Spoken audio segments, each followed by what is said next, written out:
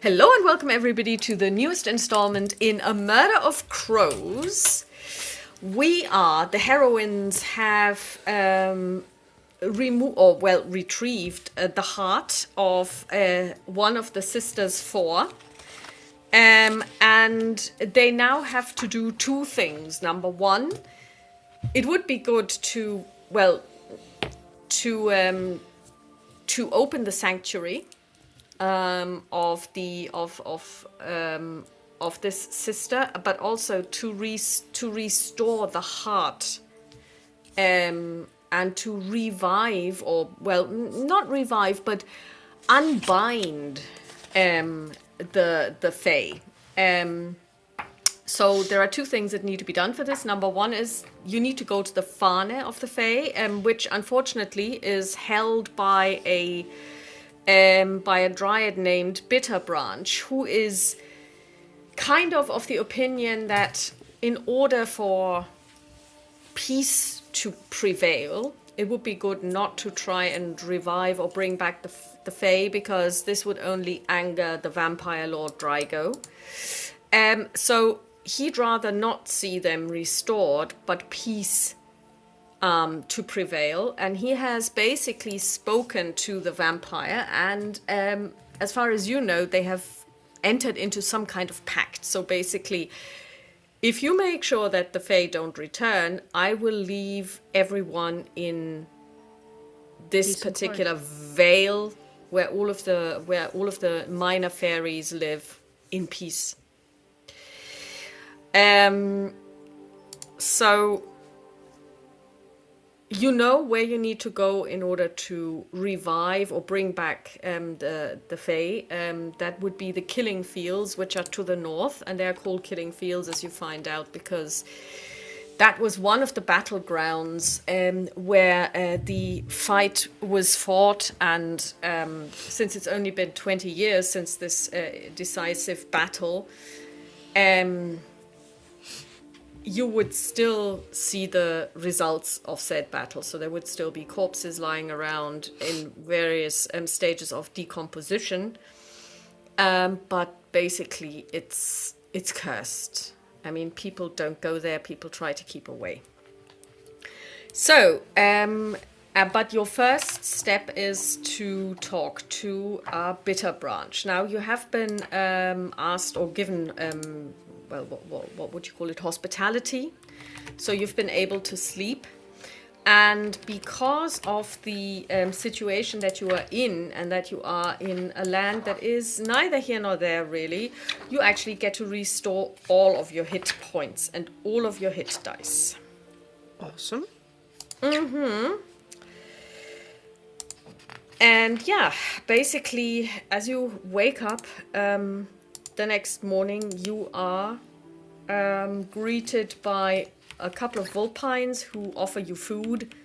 So it's mainly bread with butter and honey, and fruit salad, really. So they seem to be very much into growing things and berries and that kind of thing. So what do you do? Well, we take breakfast, collect ourselves, and then we will ask for the way to the Black Oak and to Bitterbranch. Okay.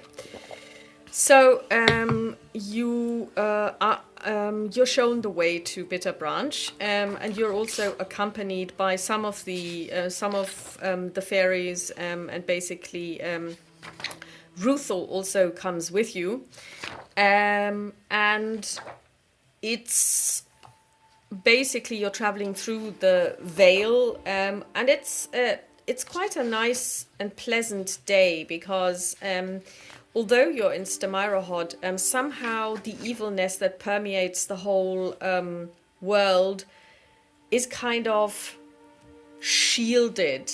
So basically the green veil that you're in, the realm of the Fae, is shielded from this due to the pact, probably as well. And after about, I want to say, maybe 2 or 3 hours, you reach a huge tree. And it's a blood red rowan tree. So it's large, it's incredibly large, and its leaves, although everything else is green, seems to be an eternal Indian summer red. It doesn't look like it's in decaying or anything, but it just seems that this is simply the way they are, or these leaves are. And you are told, just wait here. We've sent a word ahead, and he will join you presently. Okay. And after about 20 minutes or so, you can see that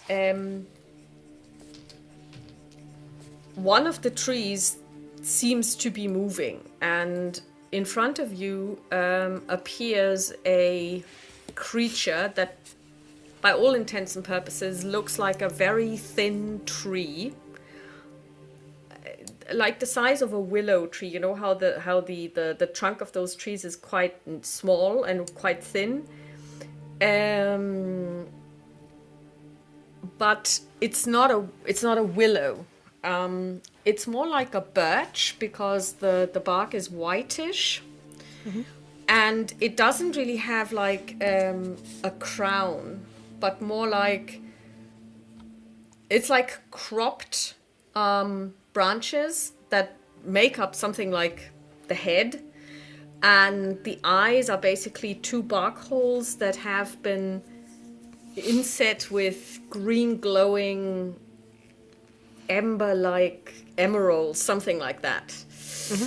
And and it stands at about three meters tall, and it has 2 arms and 2 legs. The legs look a lot like roots that it walks on, and the arms look like very long branches, and the fingers are also like little twigs, but a lot longer than your hand would be. And he looks down on you, and he says in a voice that sounds like wind rustling through tree leaves. So you've come here to restore the Fane of one of the Fae.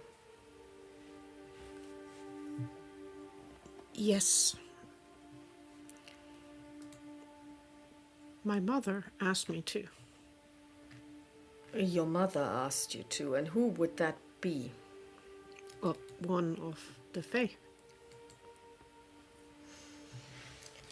He sizes you up on a 7. And which one would that be? God, and now again, the moment I say it, Arduina? Arduina. Is that so? She's throwing around with crow feathers to impress. She's like looking up. Maybe now? Nothing happening, probably. No, on a 4, nothing happens.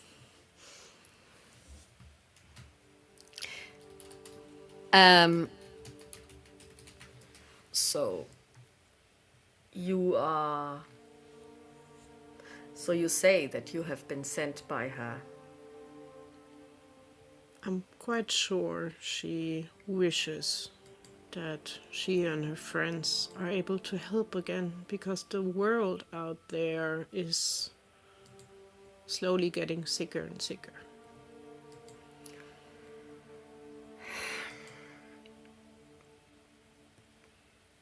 You know that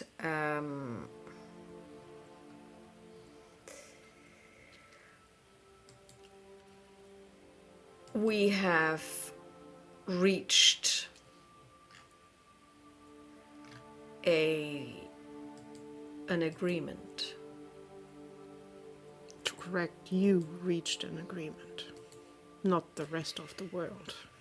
Especially not since, from my world, I'm not from here. Another evil came along, and now we are facing 2 vampire lords together. To save this land, we need to start doing something. I have reached an agreement with the great Lord Drago to keep us safe. So the rest does not interest you. If the rest falls and burns around you, you don't care. Where was the rest when we burnt? And you can see that he's actually is charred. Some of his body has been charred. Where were humans when the green veil nearly burnt to the ground? Since I was not here, I don't know. I only know that my mother and her friends gave almost everything they could to help this world. And that should count for something. Yes, but ultimately they lost. For a while. The fight is not over. It is, as far as I'm concerned. We have peace now. There is no peace. If you step outside this little sanctuary that you chose to have, you will see immediately that nothing is at peace. And it will just be a matter of time until it enters here as well.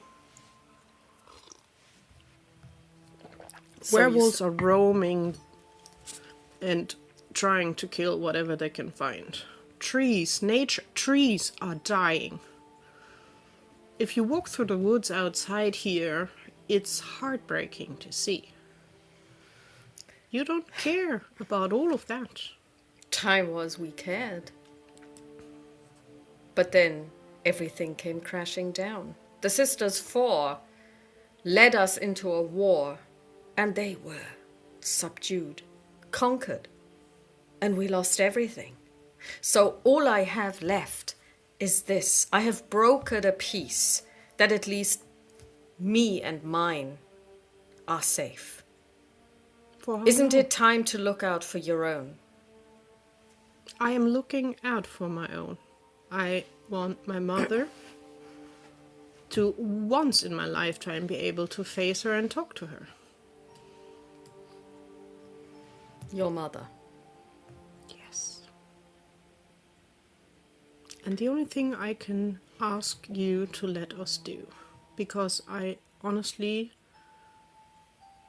think it's time to start to change things. And not give up, because that is what you did. You gave up. You are hiding here.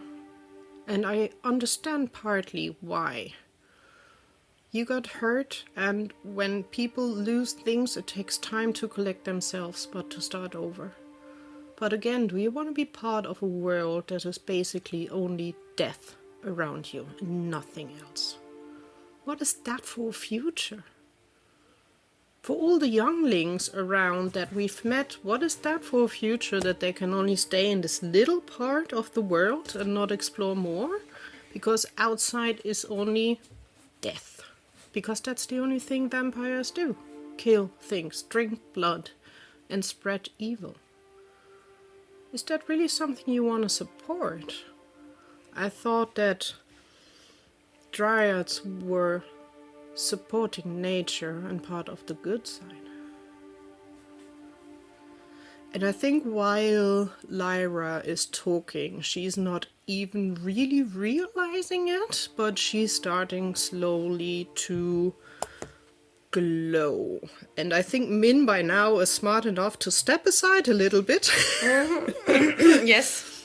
To not get the radiant damage, but Lyra is trying to pull all her positive anger, basically, and energy out. So the glow is starting.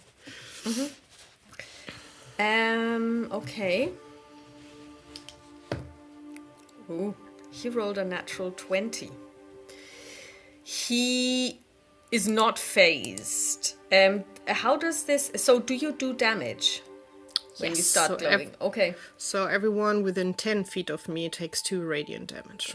Okay, I would so... make sure that I'm surely not standing that close to him, because that would be a bit much, but I think, as I said, Min by now would know, like, okay, we Yeah. are stepping a little bit side. So he is not phased, but you can tell. I mean, the problem is that he doesn't have that much of a facial expression because he's essentially a tree. But he doesn't waver, probably also because trees are very hard to bend and usually are very persistent. But he does take a step back. I'm not asking you to participate, but just maybe take a walk and come back later. Because we just entered this world a few days ago, and even I can see how horrible it is. And that everyone, be it nature, humans, as well as everyone else, needs hope, light, and life.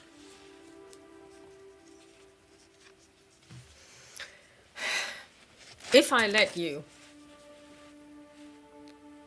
plant the heart, and if you then do not make good on your promise to bring them back, I will open the veil to the onslaught of the Lord. How can I be sure that I can trust you? That you will not run away? Because the next step would be to go to the killing fields. And after that, it is the other 3 Fanes, and it is the other 3. And if she really is your mother, let me tell you that freeing her will be the most difficult of all. Oh, I think I got her stubbornness, so I'm not easy to give up on. I can only give you my word. I have nothing else to give.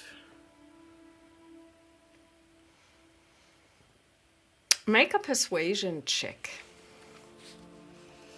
And I think you still have inspiration from last time. Yes, I do. So I will take it to roll with advantage. Oh yeah, and your luck thing has returned. Okay. So you're lucky. Then I will keep inspiration. I will use a lucky to roll with advantage. No, we use lucky. You can decide afterwards if you need to. Okay, yeah. Okay. you do. It's still advantage, okay. but I will use lucky, not the inspiration. Okay. So 21, and Lyra just tries to be honest. She's tempted to use magic, but she's like, no, we are not. And he rolled a 19 plus his +3 on wisdom, so he knows that you are not lying. He knows that you are truthful. And he looks at you and he says, I suppose it is the prerogative of youth to make proclamations like you just did, because you know not how dangerous this world is. However, your heart rings true. I believe that you mean everything you say and that you will bring them back or die trying. Because just to add on that, I am going completely against everything that I'm here for. So I'm endangering myself anyhow. So why not make it even more dangerous and set all on one card? Helping this world. And then I can get my mother and I can kick her butt, because she deserves to. Please invite me to that butt kicking. I would really like to watch that. I can promise you that. Well, I will offer you this.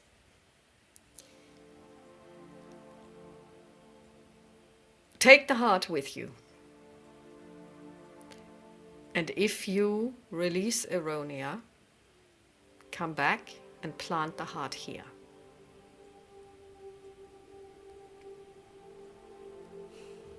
This way, if you fail, at least the veil will be safe.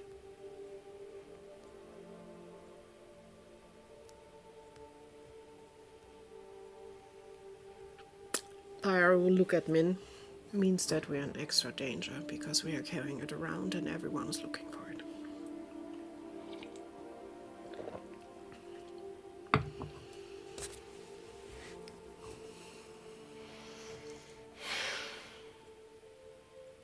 We need to find a way how to guard ourselves against werewolves and everything else out there.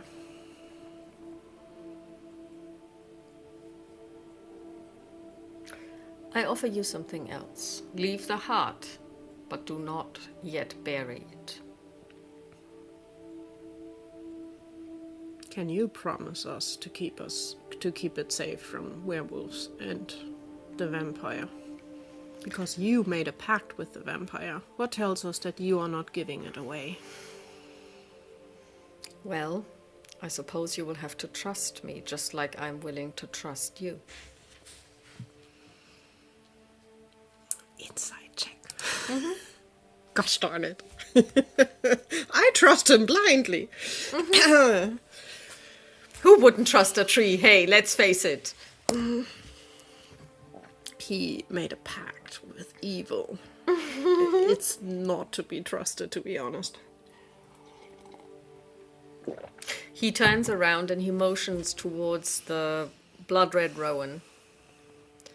When you plant the heart, this rowan tree will turn green, and everyone will know.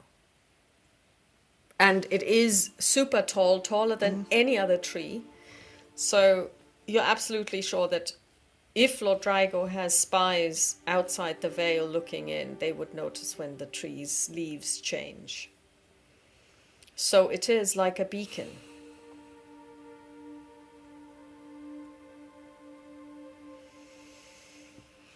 But also we would endanger everyone here, because it might be that the Lord does not care about what he agreed with you, since you have what he wants.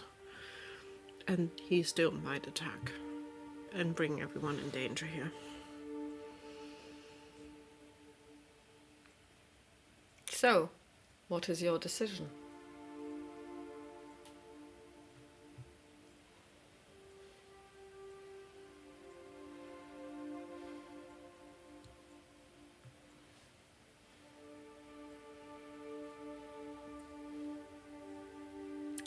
It will be the impossible way, just to keep everyone safe, except us.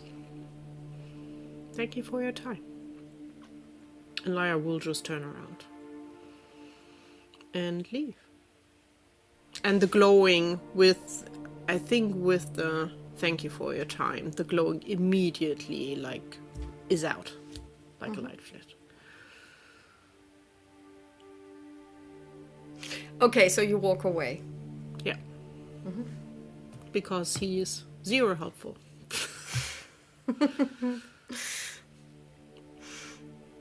As you walk away and you are far enough away, you presume that Min presumes that he can't hear you. She's like, he does have a point. I do understand what he's saying.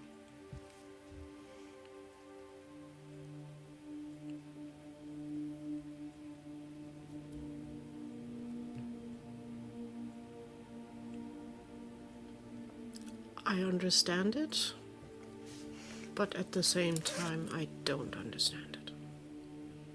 It's cowardly what he's doing. He is afraid, but not only for himself, he's afraid for everybody he cares about. But what is that for life? Everything around is dead. And only this little thing is left? What's that for life? You're prisoners. Rutu, for example, could not be outside. Or he will be dead probably, because he's stupid enough and stubborn enough to go outside and not hide in here. But that's just giving up. He basically gave up. So what would happen if we buried the heart and the rowan changed color? And then everyone came and tried to invade. Well, the other option is that they lose now all of hope, because we will die out there. So he basically gave up the last straw they had. And that's on him. He will have to live with it. And I don't think he cares at all.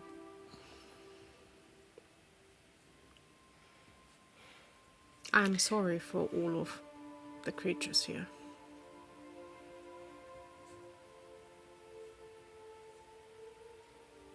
Because if we leave the heart here, I'm quite sure the vampire will not give a damn about anything. Because they are tricky, they will find a way inside here to get the heart. Yeah, but I mean, you're saying you don't want to take it with you, but you also don't want to leave it here. So what is it that you want? I will take it with me because we can't leave it here. But what did you expect him to say? To be a little bit brave and let's start to change things. He doesn't want to change things. What would he have had to say to make you believe that he wanted to change things? That we bury the heart and we start the change. But then, if this change starts and we fail, everything will be destroyed. Well, if we fail now, they will live in prison forever, and everything around them will die. And probably our world as well. So what you're saying is, you'd rather go out in a blaze of glory and die than keep your own little world alive?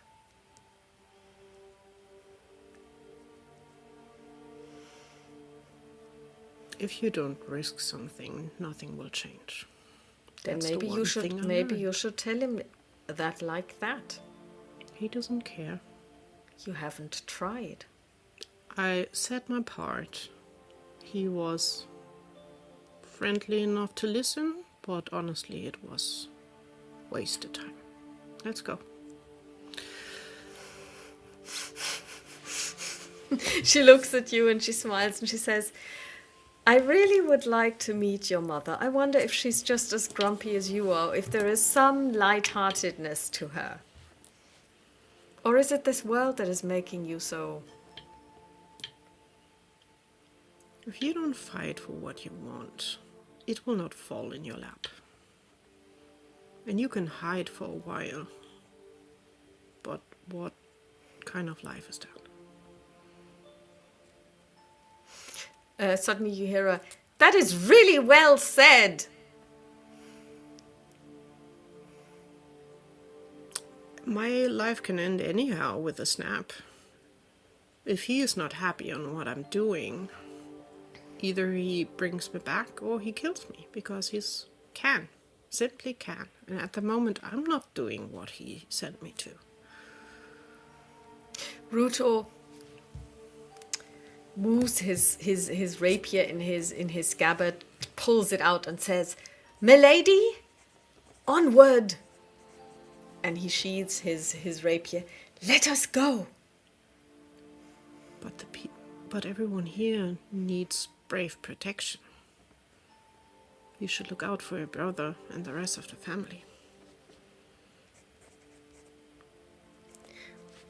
But you said we need to fight. I want to fight.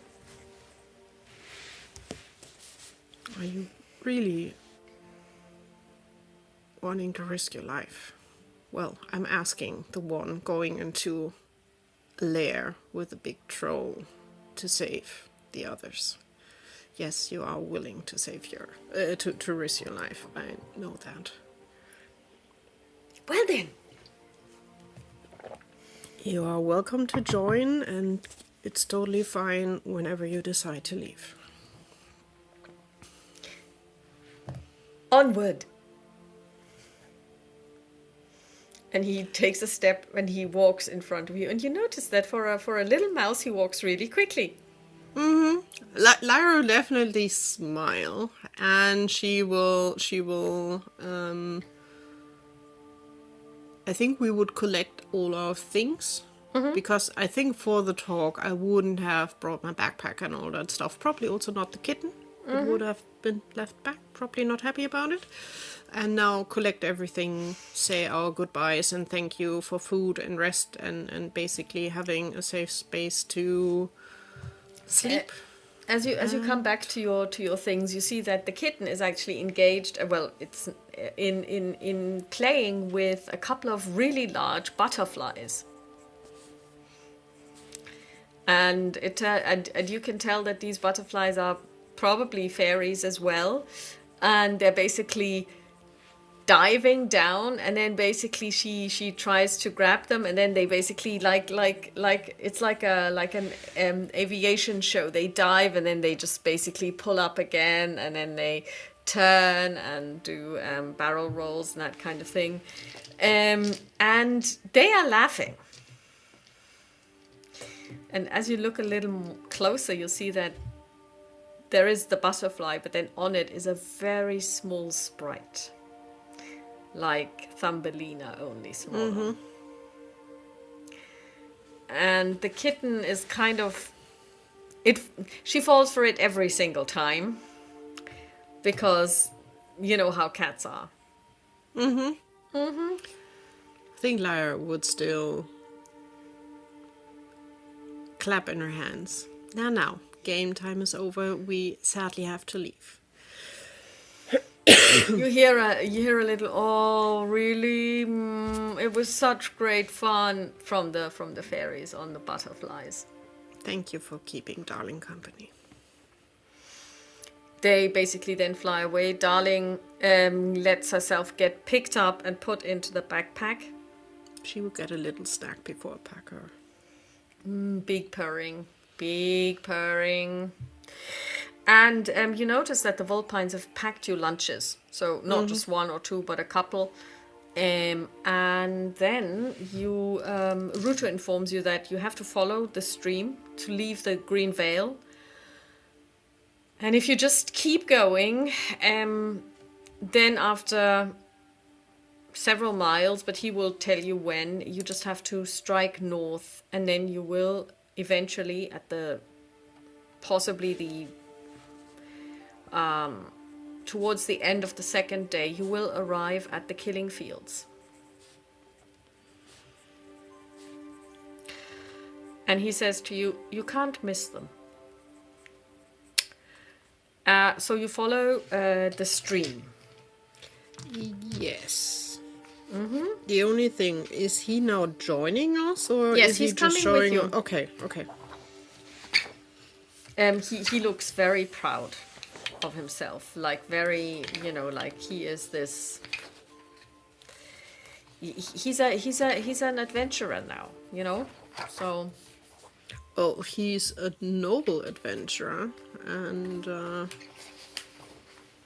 one of the few willing to stick his neck out. Okay, yeah. So basically, you can give me a roll, and do you have a... Where did it go? Do you have a D4 ready at hand? Roll 20 has. Okay, yeah. So what do you roll? A 4.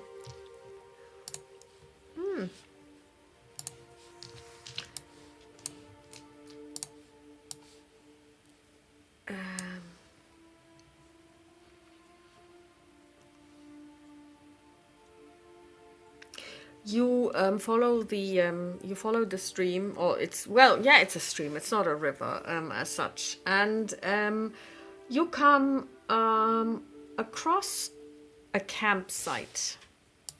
So there's fire pit and a tent. It looks like it's more like a permanent fixture. So you don't think that anybody has taken down the tent in a good while. And you also see a couple of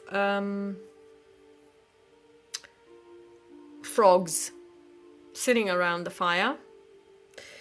And as you are approaching, a really beautiful young woman comes out of the tent.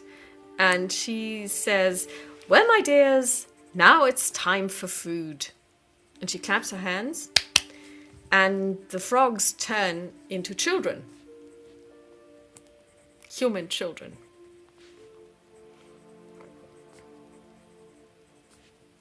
Okay. Let's see if she notices you.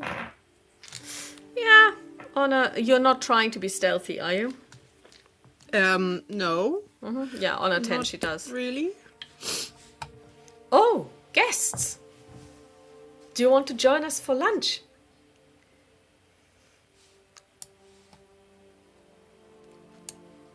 Looking at the kids. Do they look happy? They look hungry. So they're basically, they look well fed, but you can tell that they are hungry. And waiting for lunch.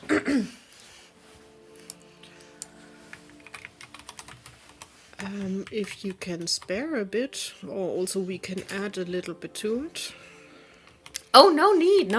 I've got a good catch, and she points towards the side of the tent where you can see that there are several fish hanging. Okay. I am. Oh God, I am Lyra. Who am I? What am I doing? I am Lyra. Nice to meet you and your children. Oh, they're not my children. They're here to learn. So, children, please greet Lyra and Min. I'm Min. This is Min, and this is Rotu, and this, pointing to my backpack, is Darling. Basically the kids, it's it's four of them, and it's two boys, two girls. They greet you, and she says, "I'm Arethusa. They're here to learn. So today they learned how to turn into frogs, and I think, did they look right to you? Because I thought they made magnificent frogs." I honestly thought they were frogs until they changed. See, So kids, I quite told you. Impressive. You just need to practice every day. So we're going to do the frog thing for another week, just so that you can turn yourselves into frogs whenever you like without having too much concentration required. And then we will move on to something bigger. But now let's have some fish. And she basically, the fish has been smoked, and it's going to be cold lunch with fish and bread. And she offers you, and everybody tucks in, and the children also talk amongst each other, and they look at you and they say, "So where do you come from?" From a different world, far away.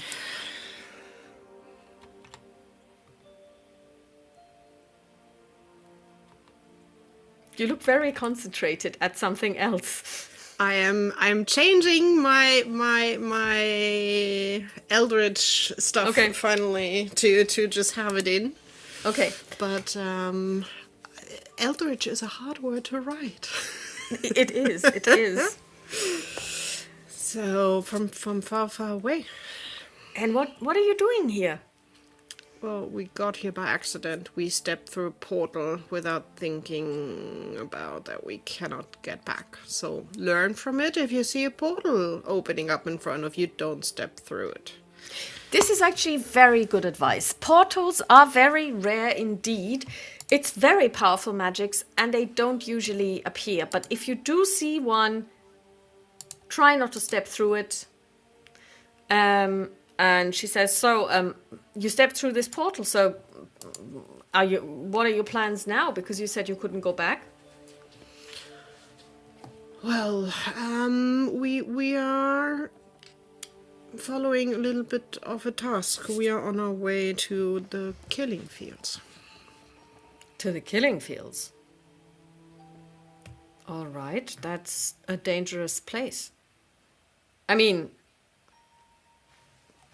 let's put it this way. It's dangerous for the faint of heart. People died there in their thousands. Some have never left.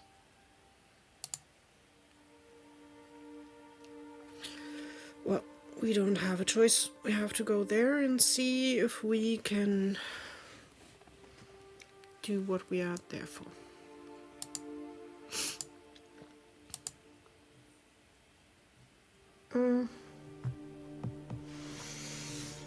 Well,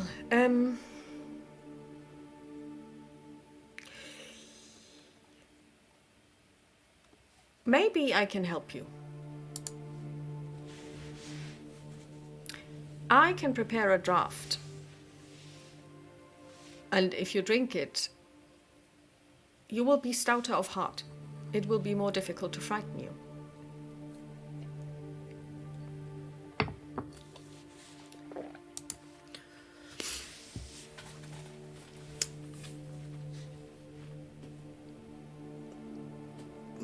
It might be helpful. Thank you. You're welcome. Kids, why don't you show the two ladies how you can turn into frogs while I go and prepare a draft? And the kids basically line up, they're giggling, and then the first one goes and concentrates really hard and turns into a frog. Next to it, another frog appears, a small one, with her minor illusion. She is like creating a little, but it will be like a little bit transparent and glistening, so obviously magic. They're And like, it will hop with it. how did you do that? Oh, that's a little bit of magic that I can do. I can't change into a frog, but I can create at least illusions of frogs for a little while. The next one tries to turn into a frog, concentrates really hard, turns into a toad. Oh, yeah, that happens sometimes. Well, close enough. The next Still two, the same family. the next two turn into frogs. The third one isn't green. They didn't manage to get the color right, but the last one looks pretty frog-like. And then after a while, they all turn back, and the lady comes back with two small bottles, and she says, "Drink this when you approach the killing fields." Thank you. You're welcome. And for today, no more lessons. We could go fishing or what else you would like to do, she says to the children, because you did really well today. I really liked the frogs that you made. And there is clapping, and they basically don't want to go fishing. They actually want to go berry hunting. Ah, yes, berry hunting. And then she looks at you and she says, "I make the berries run so that they have to catch them." A smile on Lyra's face. That is smart to keep them busy. They're good kids. Well, if you ever come by this way again, maybe you can pay us a visit. We will definitely do We're so. working on cats next. Oh, do they want to have at least a close look at a beautiful one that they can Study? focus on how they are studying looking like? Oh, well, yes. Well, darling, my dear, and I will give her scritches and kids. So this would be the next animal we are working towards too. They all look at her and then put forward the finger, and then Darling starts sniffing, and then they give scritches, and Darling loves it, and she realizes that people are looking at her very closely. Everyone is admiring you, darling. And yes, of course they are, but she is a beautiful cat. And then basically, after a while, you get going again. Ruto takes point, and he says, "That was something else. I didn't realize that there was a hag here." I thought so. The only worry that I have, at least in our world, hags usually use kids for not good things. Like what? He's genuinely interested. Well, they use kids to change into hags to grow their coven. They steal the kids from their parents. And sometimes they eat them. Just I've never heard of that. They don't eat them here. That would be weird. Well, as I said, the stories from our hags are not good ones. And also, we at least learn to never trust a hag. Oh, they are quite trustworthy. I'm sure that there might be an evil one here or there, but then everybody can be evil. There are evil fae. But generally speaking, some of them are very powerful. Well, she seems nice enough, and the kids seem to be fine with her, so... Well, the way this works is, I didn't realize that there was one here, but they often apprentice children, and then the children go out and go back to their families and, try to help. They learn some magic.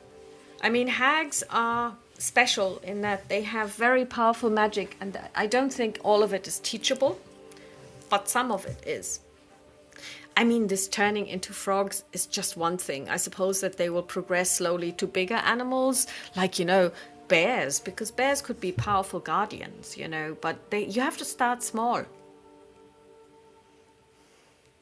Well, it's good to see that here they are good at helping. They are closely related to your mother. Like, most of them follow one of the four.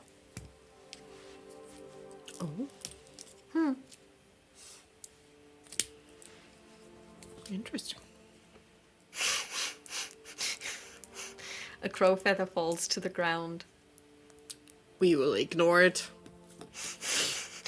Min actually has made it a habit to pick them up. She keeps them.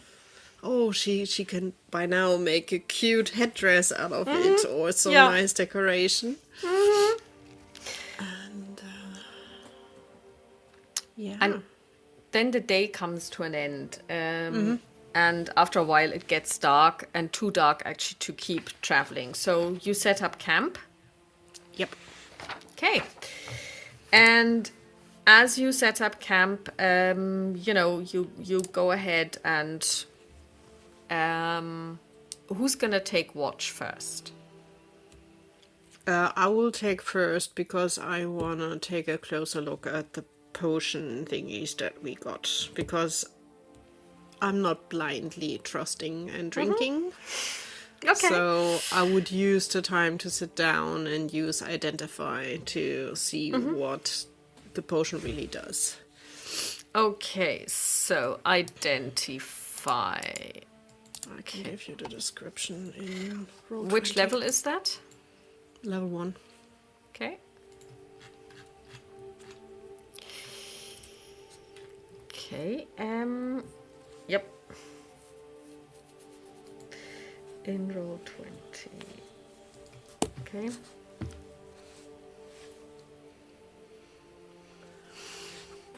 And I'm testing a spell. And you choose one No object. worries about that. No, it's okay. I And you just choose must- one object that you must touch throughout the casting of the spell. If it is a magic item or something. Yeah, okay.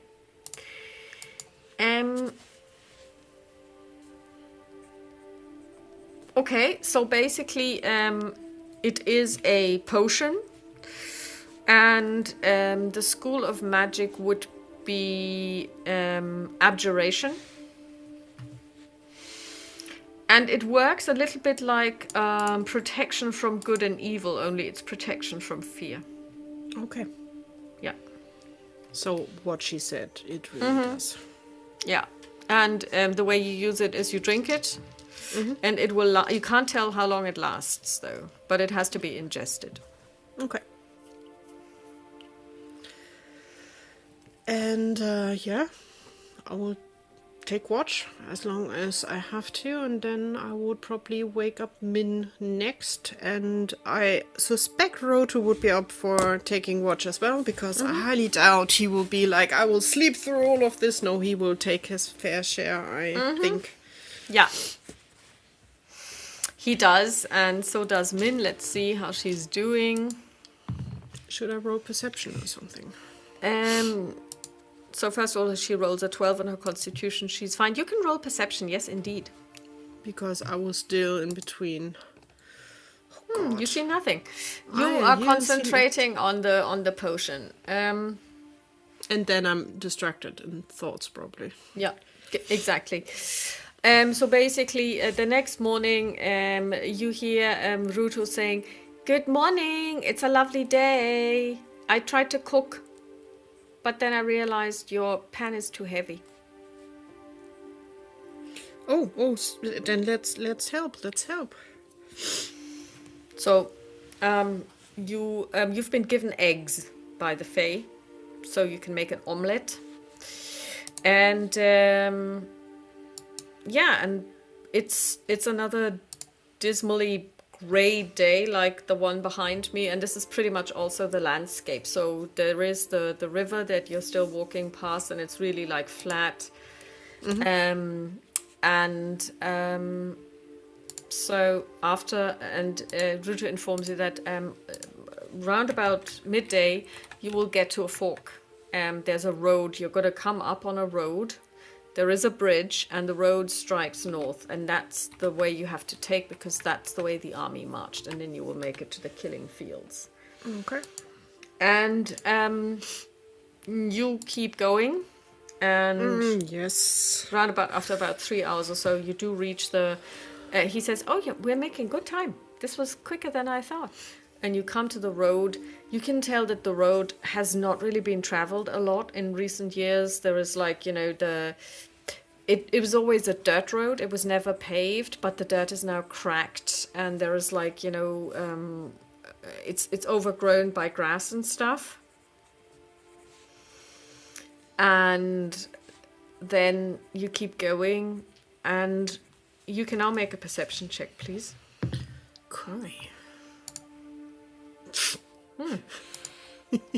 Okay, Min rolled a 17 plus 3 from her wisdom is 20, and then she says, "Look," and she points ahead, and at first you can't see anything, but then you realize that it's almost like, because you weren't really looking that far ahead, but she was, it's almost like somebody switched off the sun. I mean, it's not really light anyway, it's a really grey place anyway, but it feels like somebody has dipped the area ahead in darkness.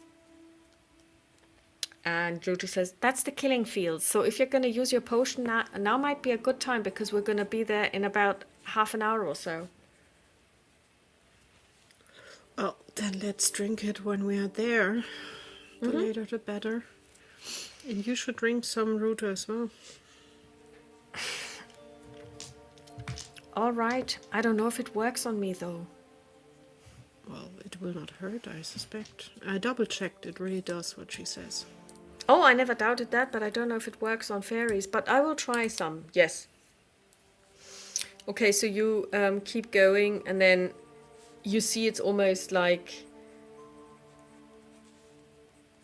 yeah, like this whole place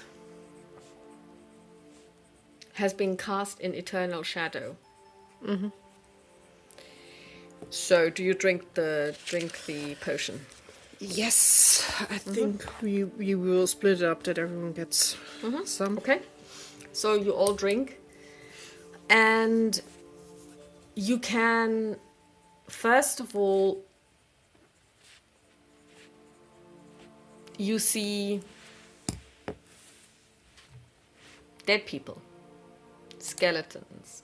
There are people lying there.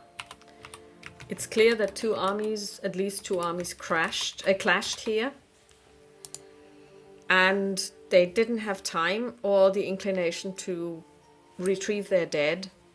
Okay. You see skeletons in armor with weapons in their skeletal hands, and you can also see ghosts. They are disembodied, kind of greenish. They look very human. And they are basically floating. they don't seem to... Well, no, that's wrong. They're not reacting to you. You don't know if they can see you or if they even care. If they do see you, they simply do not react. What Lyra would do, she would cast light on her quarterstaff.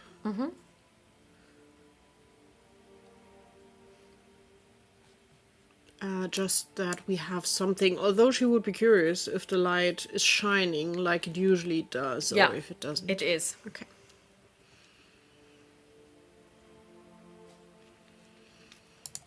Then, well, let's see what we can find.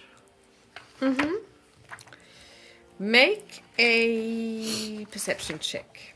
Make 2 perception checks, actually. I need to get my wisdom up. This is heartbreaking. It is so heartbreaking. Double 1. Holy moly, guys. Well, a double 14. Let's see. Okay. Okay, so you do see a couple of things. Because...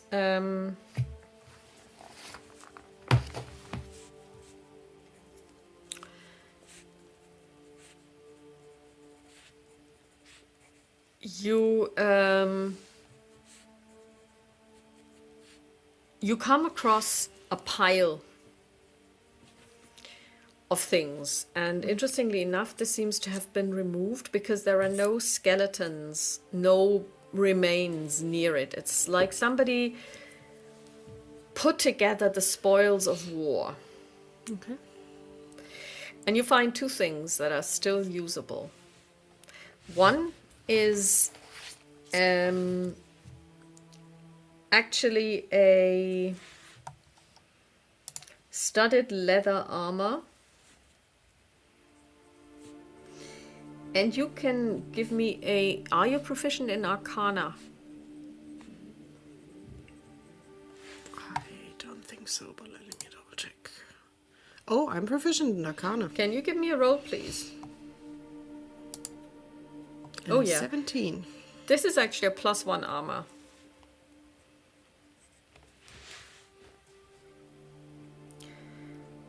And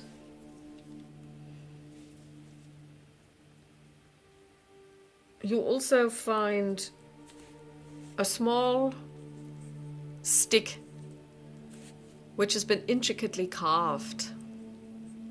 It's about maybe 30 centimeters long. And you can tell that this is actually magical.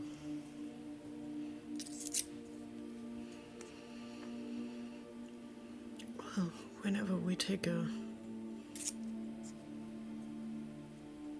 rest, I can have a look at it. But for the armor, she would look at Min. You don't need the armor, do you? No, I actually think it would slow me down. Then, well, Rotu, I would offer it to you, but it's a little bit big. Just But smiling sheepishly. You could use it. Yes, I think it would make sense. You should totally wear it. Okay, then let's help me to get out of this thing. Lyra is trying to get out of her armor. Min helps you take off your normal armor. Studded leather is right. Yeah. Leather armor +1. +1. Let's put it in, and in theory it should calculate. Practically it's yelling at me because I have now 2 types of armor in my inventory, which is correct. I am unequipping this and equipping this, please, and then let's see what it does. And I will leave my studded leather armor here on the pile, just as a whoever comes by, maybe it's more than they have. We never know. All right. Then And it's calculating correctly. Yep. yeah, because I think we discussed last time that if it was a +1 leather armor, it would give you the benefit. Yeah. Yeah. Because I think, can you wear any type of armor or just leather? I can wear any kind of light armor. And Okay. I think studded leather is, I think, the highest option that I have, or the best option. Everything else, I would have disadvantage on a lot of things. Yeah. And you also notice something else. There's a constant buzzing of blood flies. Those are nasty flies about the size of half my pinky finger, black, and they buzz, and they basically try to suck blood. That's what they do. So now you can make a check. Give me a Constitution saving throw. Oh dear. Oh, good. Oh, I'm doing okay. Yeah, so basically Min gets bitten and she basically, she looks funny. She has like dots on her forehead now. I have nothing that would help against that. This is, we don't have this in my country. What is this? Well, these are blood flies, says Ruto. But I don't like this at all. No, they're not nice. Oh, it's not what I meant. If there's blood flies, then there must be a brood mother. Excuse me, what? They have a brood mother. The queen, basically where they all come from. And guess what? She's over there. I'm following where he's pointing to.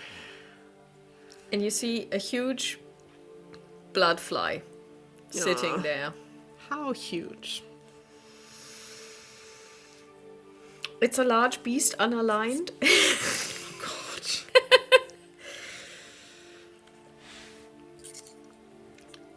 Well, option A is to talk to her. Maybe she knows what we're looking for. Option B is to... If we kill her, does everyone die then? Well, yeah.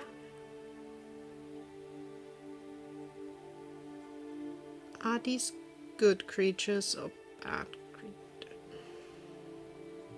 Well, I think the problem is, if you look closely, She is quite big. not only that, I think this is where we need to go. And you see that she is sitting right in front of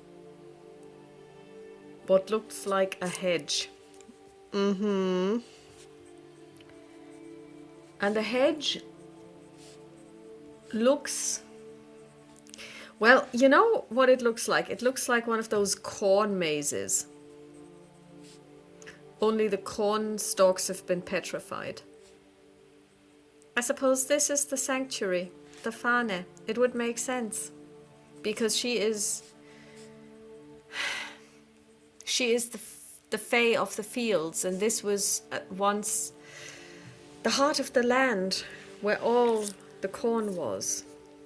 Well, then let's go and let's just ask that we can get through. If she doesn't wanna move, we know what we have to do. And Lyra will just start marching towards the big brood mother, and the closer she gets, the more you can see her darkness surround her. Okay. So necrotic shroud is on, and she would tell Lyra, Min and Rotu to stay back 10 feet behind her. Okay, so the question is...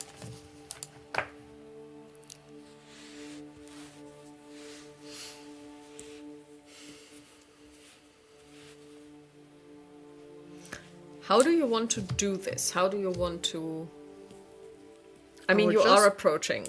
I'm approaching. just say, "Good day. We need to pass through." Are you using speak with animals, or what? How? Or are you just talking to her naturally, like you would normally talk to someone else? Just talking naturally. I have no way to communicate with an animal. I would probably use my mage hand as well to like give the swiping motion. Not to hit her because mage hand can't hurt, but to give the idea of. Okay, so and now you have grown in size as well with your necrotic shroud, so you're wider and.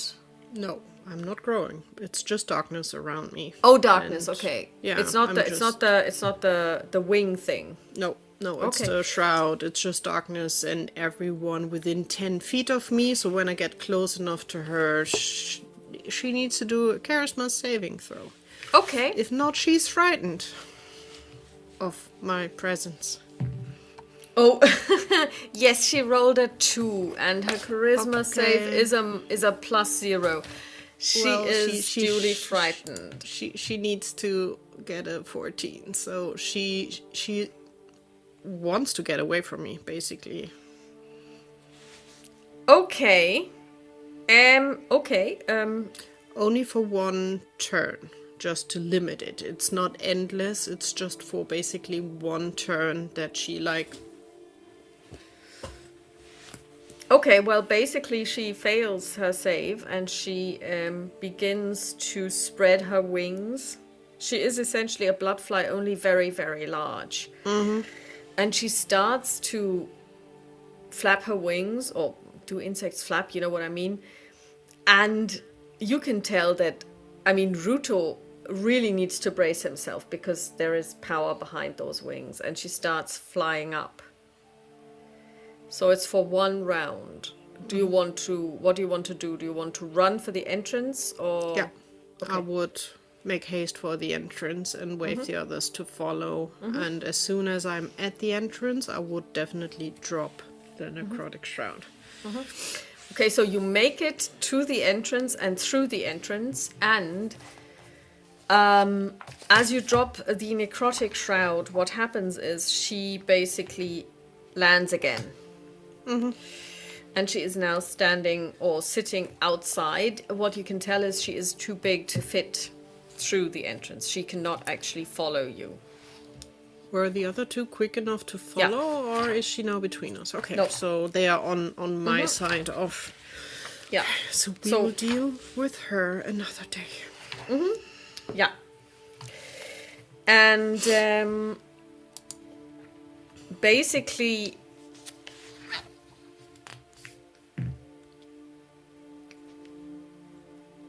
you are standing now in the entrance. It's about, I don't know, maybe 3 feet wide. So a 5 foot, usually it's a 5 foot square, isn't it? 3 feet would be very narrow. 5 foot square, basically, and you see that there's walls on either side of you. So it's more like and it's open to the sky.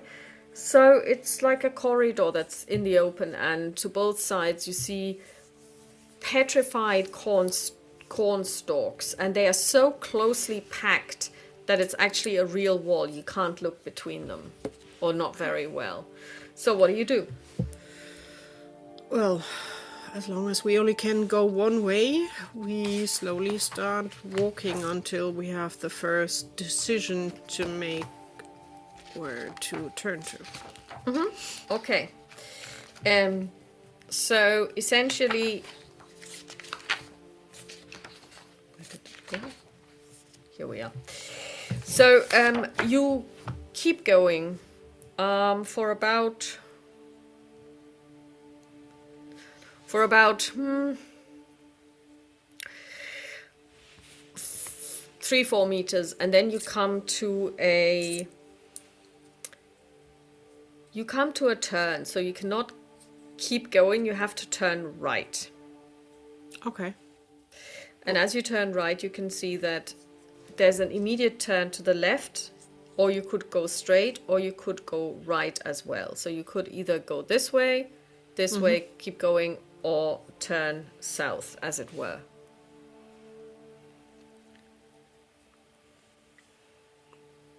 Do we do eeny, meeny, miny, moe, or anyone has a gut feeling which direction to go? Looking at the other two. They basically look at you, and Ruto says, I have no idea. This looks like a maze. It is a maze.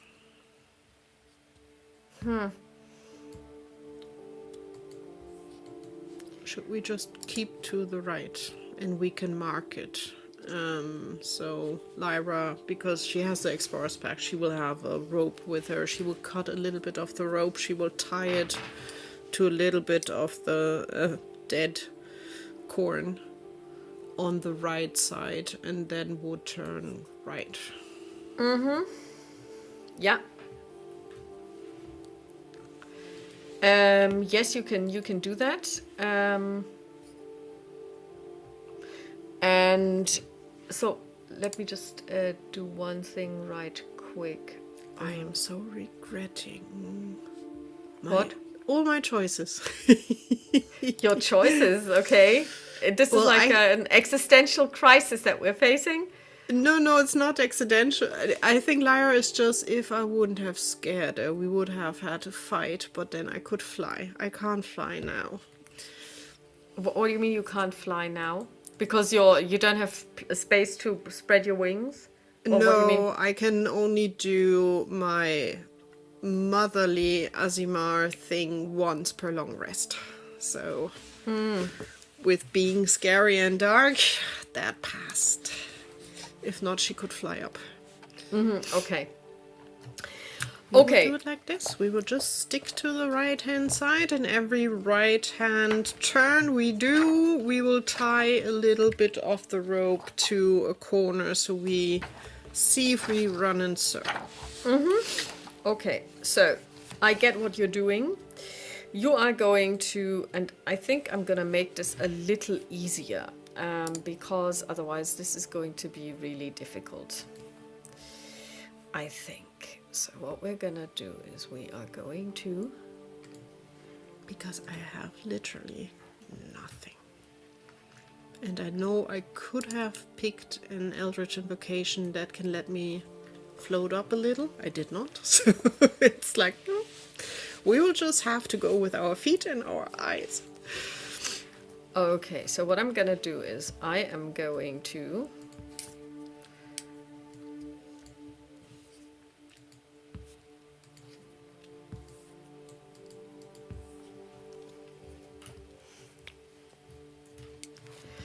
I'm going to show you what you can see. But it's not gonna be with... You will just have to pretend that you only really see the stuff that you see. Oh, good.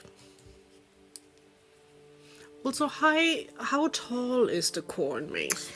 That's a good question. It's about 3 meters tall. So if you were to take Min, and put her on your shoulders, or the other way around, you would be able to probably look over it.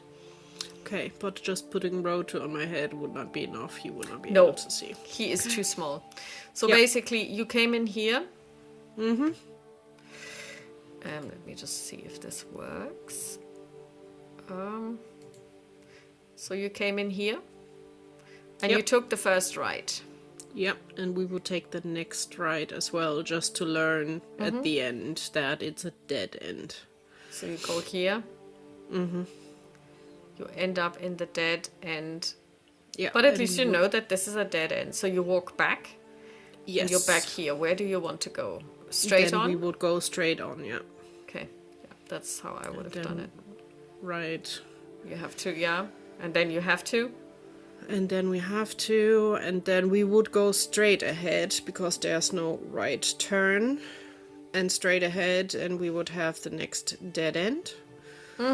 So we would turn back and then turn right and mark the corner again. Exactly. Would go there Okay. and would keep to the right. Just to learn it's a dead end again. Okay, I rolled a 1. That's a pity. Because as you approach this dead end, suddenly you hear a noise. And it is the noise of something really huge moving. Make a perception check for me, please. Something big moving. That's never good. Perception. A 9. A 9. Okay, let's see what... Okay, she hears even less. You cannot really make out where it's coming from, but it is super loud. And it gets louder. What do?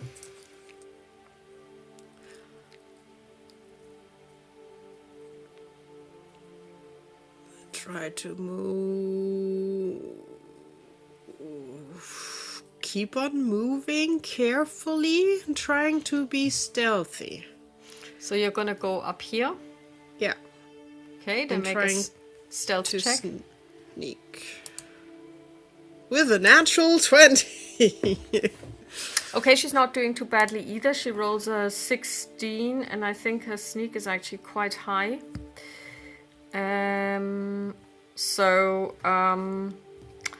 Yeah, because it's dexterity based, isn't it? Stealth. Yeah. Yeah, it's dex. And you realize that the sound is no longer heard. Okay. Keep going. Come. You see from here that it's a dead end. Dead end. So we will turn around and try to sneak back. Make a stealth. 17, she's fine. 13. Okay. Okay, you have been heard. And you are round about here. When from the south you see a hooded figure charging towards you. Please make a perception check. An 8. Oh dear, an 8. Okay. Lyra would just yell run, and she would try to get around the corner in the way that we haven't been to, because I know straight ahead we've came from, so it would be to the right. Okay.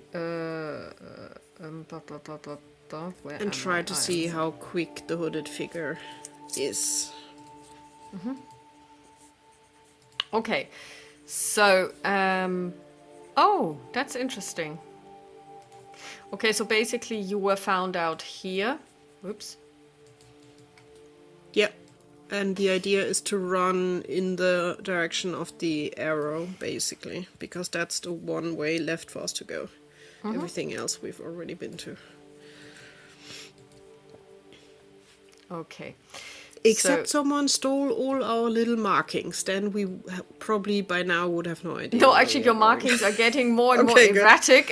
Yeah. I'll have to do this differently because this clearly isn't working. So you basically run in this direction. So make me... Yeah, and turn around and see if the hooded figure is following. It is. And make another perception check, please. Oh, God. 15. Okay, so what you notice is, number one, this hooded figure is carrying a large scythe. And...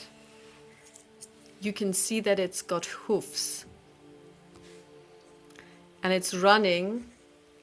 And as it's running towards you, basically because of the wind rush, the hood gets thrown back and you see the massive head of a huge bovine creature with very large horns. Now make an Arcana check for me, please.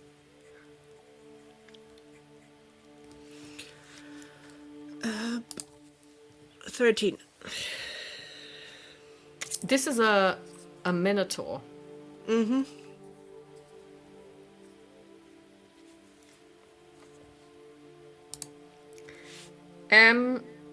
What do you do? I will keep running, but I will throw an eldritch blast in front. I will try to hit the floor in front of the Minotaur. Let's see if it scares it off. Probably not, but it's worth a try. Okay. Oh, you don't have to roll. It just comes off straight away. No, I have to spell attack. Let's see. 21. Oh, ooh, okay, and I'm not okay. trying to hit it, so I would try to hit exactly in front of it, so I will not roll any damage. I will say that she needs to make a wisdom save, because the question is she frightened? And she rolls a 12, but her wisdom isn't exactly the best. And she basically... what is your spell DC? 14. Okay, yeah, so she doesn't pass. So she stops in her tracks. So you keep running? Yep. And still looking behind if the Minotaur is following or not. Okay. She actually isn't. She seems to have been blinded. Okay. So you arrive in this area. And suddenly you hear Ruto saying, "Shh! Look!" And I will try to look and to shh at the same time. What does Ruto see? you can see a tiny skeletal mouse standing there like mice do, like the front paws in front of its chest, sniffing and basically trying to pick up a really, really, really large seed. And behind it, on the wall, you see the writing, "If we could grow, we could go."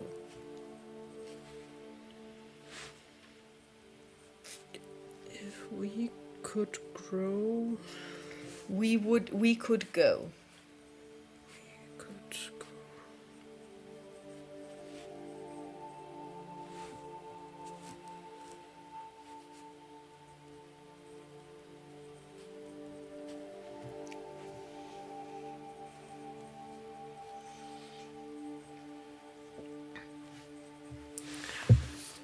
Do you want to try to speak with, pointing to the skelly mouse?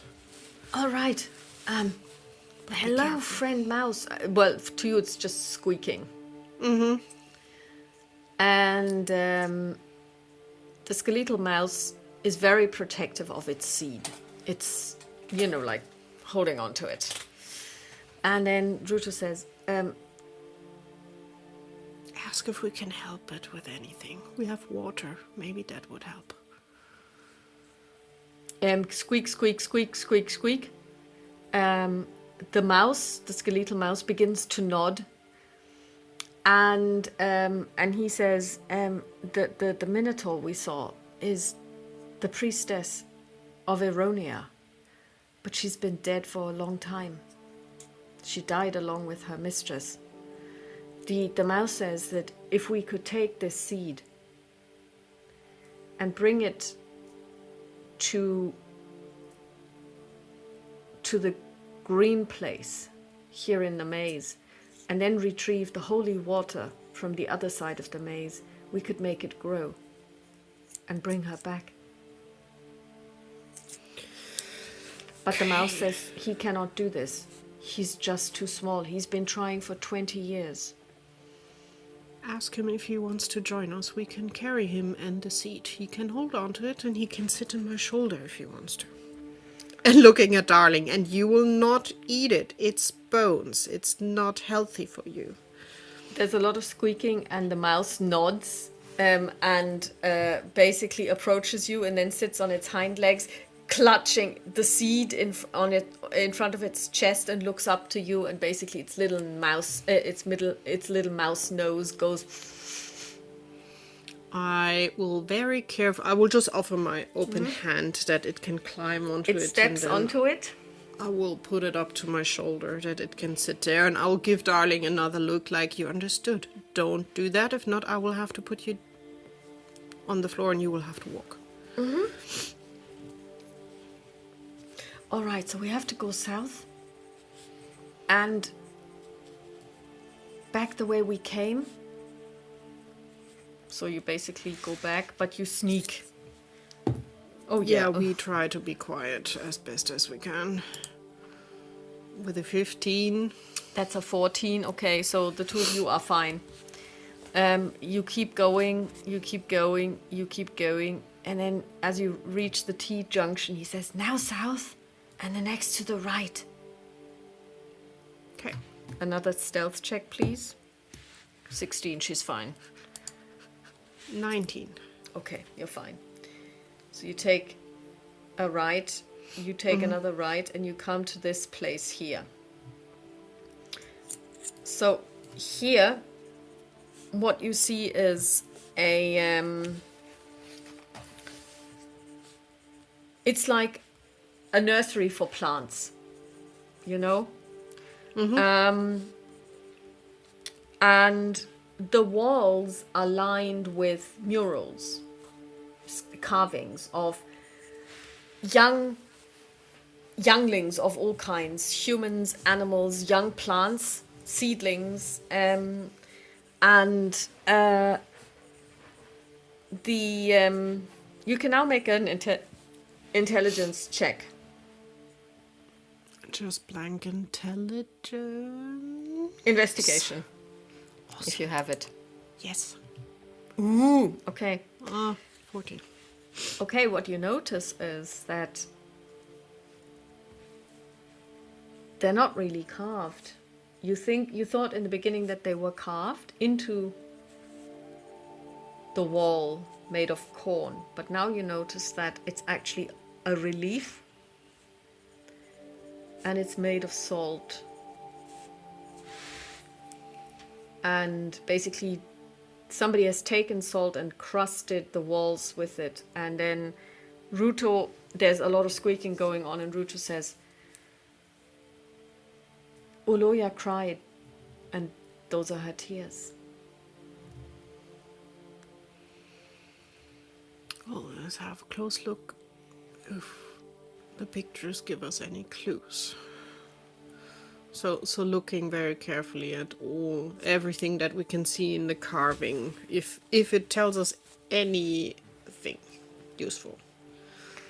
Either about what happened or what to expect. This seems to be really about growth, about natural growth, about how young things, small things then become big.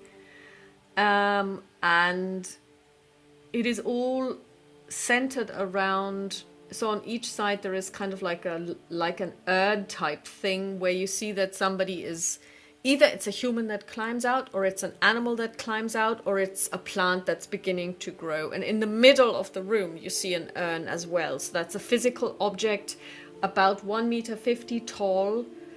And it's got lots of corn ears engraved. So these are really engravings. And you see that there is soil in there, but it's grayish. So almost like there are no nutrients in this. So possibly almost like ash. So you would probably need to fill something into it to make it work. And there is also a script on the lip of an inscription on the lip of the urn, and it reads, all reaping began with sowing, all sowing required reaping. Nothing grows in the absence of the heart.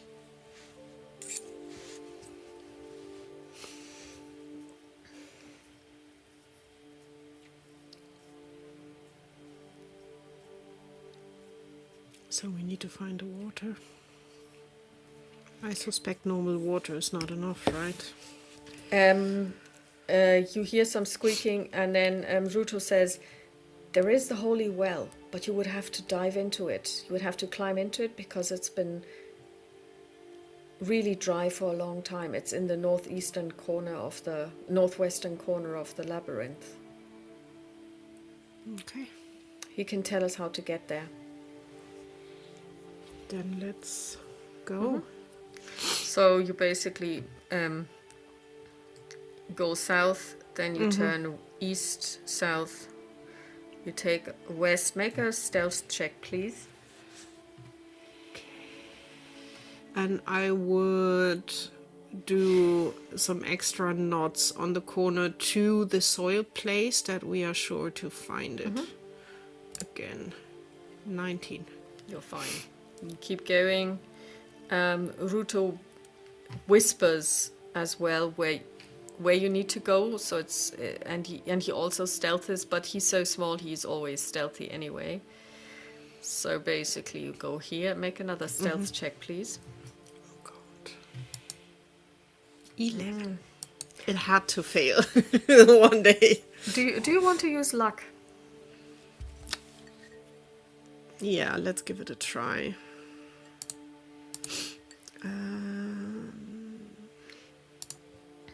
Yeah. Okay. So you keep going and you arrive in this area where you can see a well. It's like sunken into the ground, and you can hear water, faint water movement echoing from within the well. Okay. What do you do? I think my rope is not very long anymore. Looking at Min if she has a rope. She does have a rope. Well. And is there any kind of like a bucket or anything lying around here? Take a look. No, there isn't, but you can see that there is a ladder that's been put into the side of the well. Okay. Should we just try to climb down and see what is down there? So the two of you climb down. Before I Yeah. climb down, can I find like a rock or stone or something like that? Yes. I will take the stone, I will cast light on it, and I will drop it down the well just to see Ooh, how nice. far down it goes. Very nice. You do that, and you see that. Yeah, and make a perception check, please. Okay. 14. Okay, let's see what she sees. Okay, so, well, you can see that there is water down there, because the stone falls into the water, and it glows for a little while, and you can see the rippling of the surface.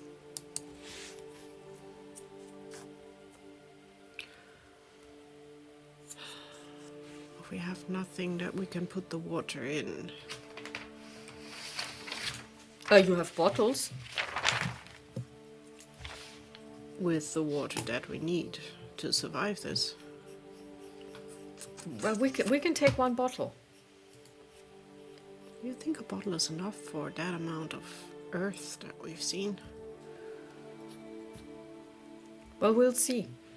Okay, so we can definitely use the empty potion bottle that we have, because Like, I yeah, did we have not two. throw it out. You've two empty potion bottles. Okay, we can definitely use those, and we can. I think since we were around, I'm quite sure our water skins are not full anymore, so we would like put them together that we have one water skin with normal water, and then we have an empty one that we can fill as well. Okay. Then let's try to climb down. You climb down.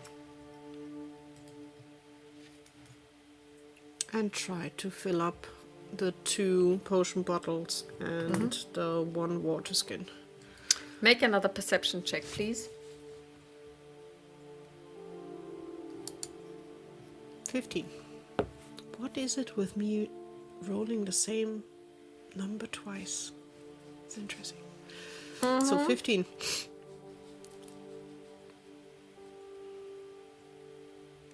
Okay. I'm just looking. I have...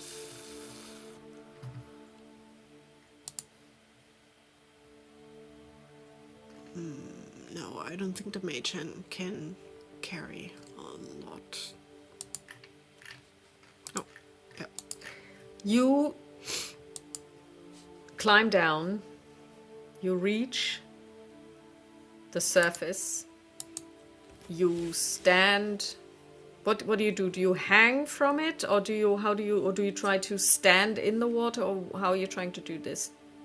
I would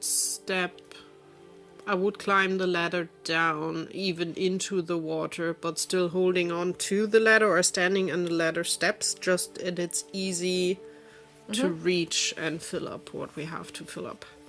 Okay, as you do this, you suddenly are grabbed by two very large hands that have like webbed hands, basically, with long claws, and they try to pull you down. Hellish rebuke. Okay. Because it is an attack, I would suspect. Okay, I'll allow it. So, Hellish rebuke is, as far as I remember, a reaction. Yes. Let's give it a go. It needs to make a dex save. DC 14. Okay. No, it And doesn't. as free action, I will yelp. So and then it does 7 points of damage. 17 points of damage. 17.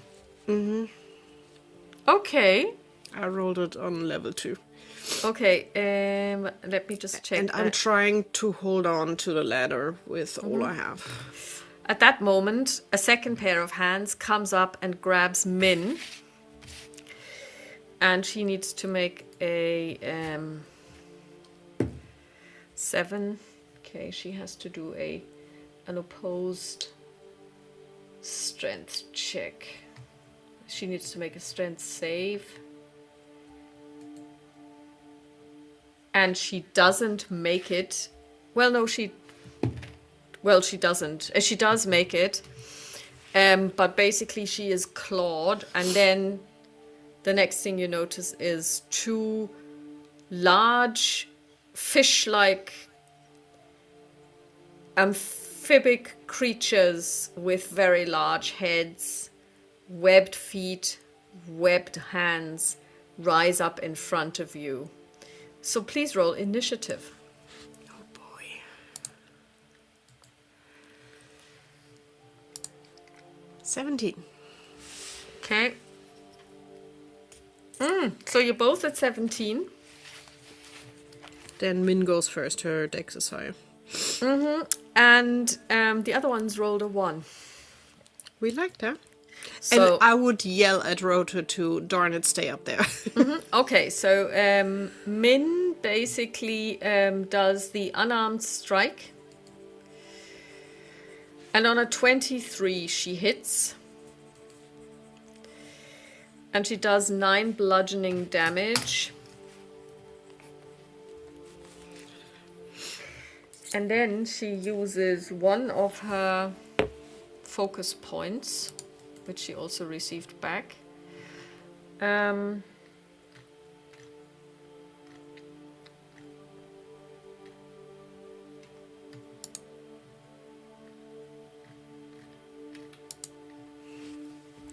What was that again? Ba ba ba.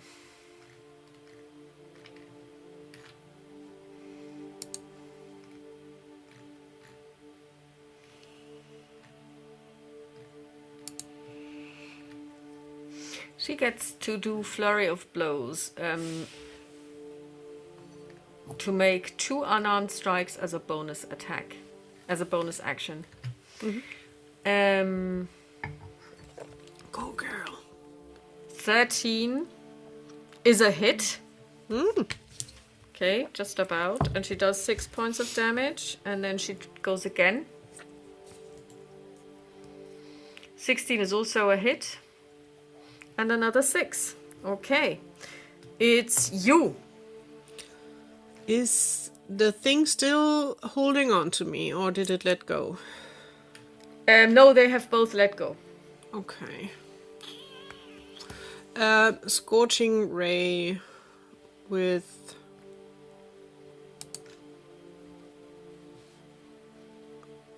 Wait, I think I need to do 3 attacks. You create 3 rays of fire hurled.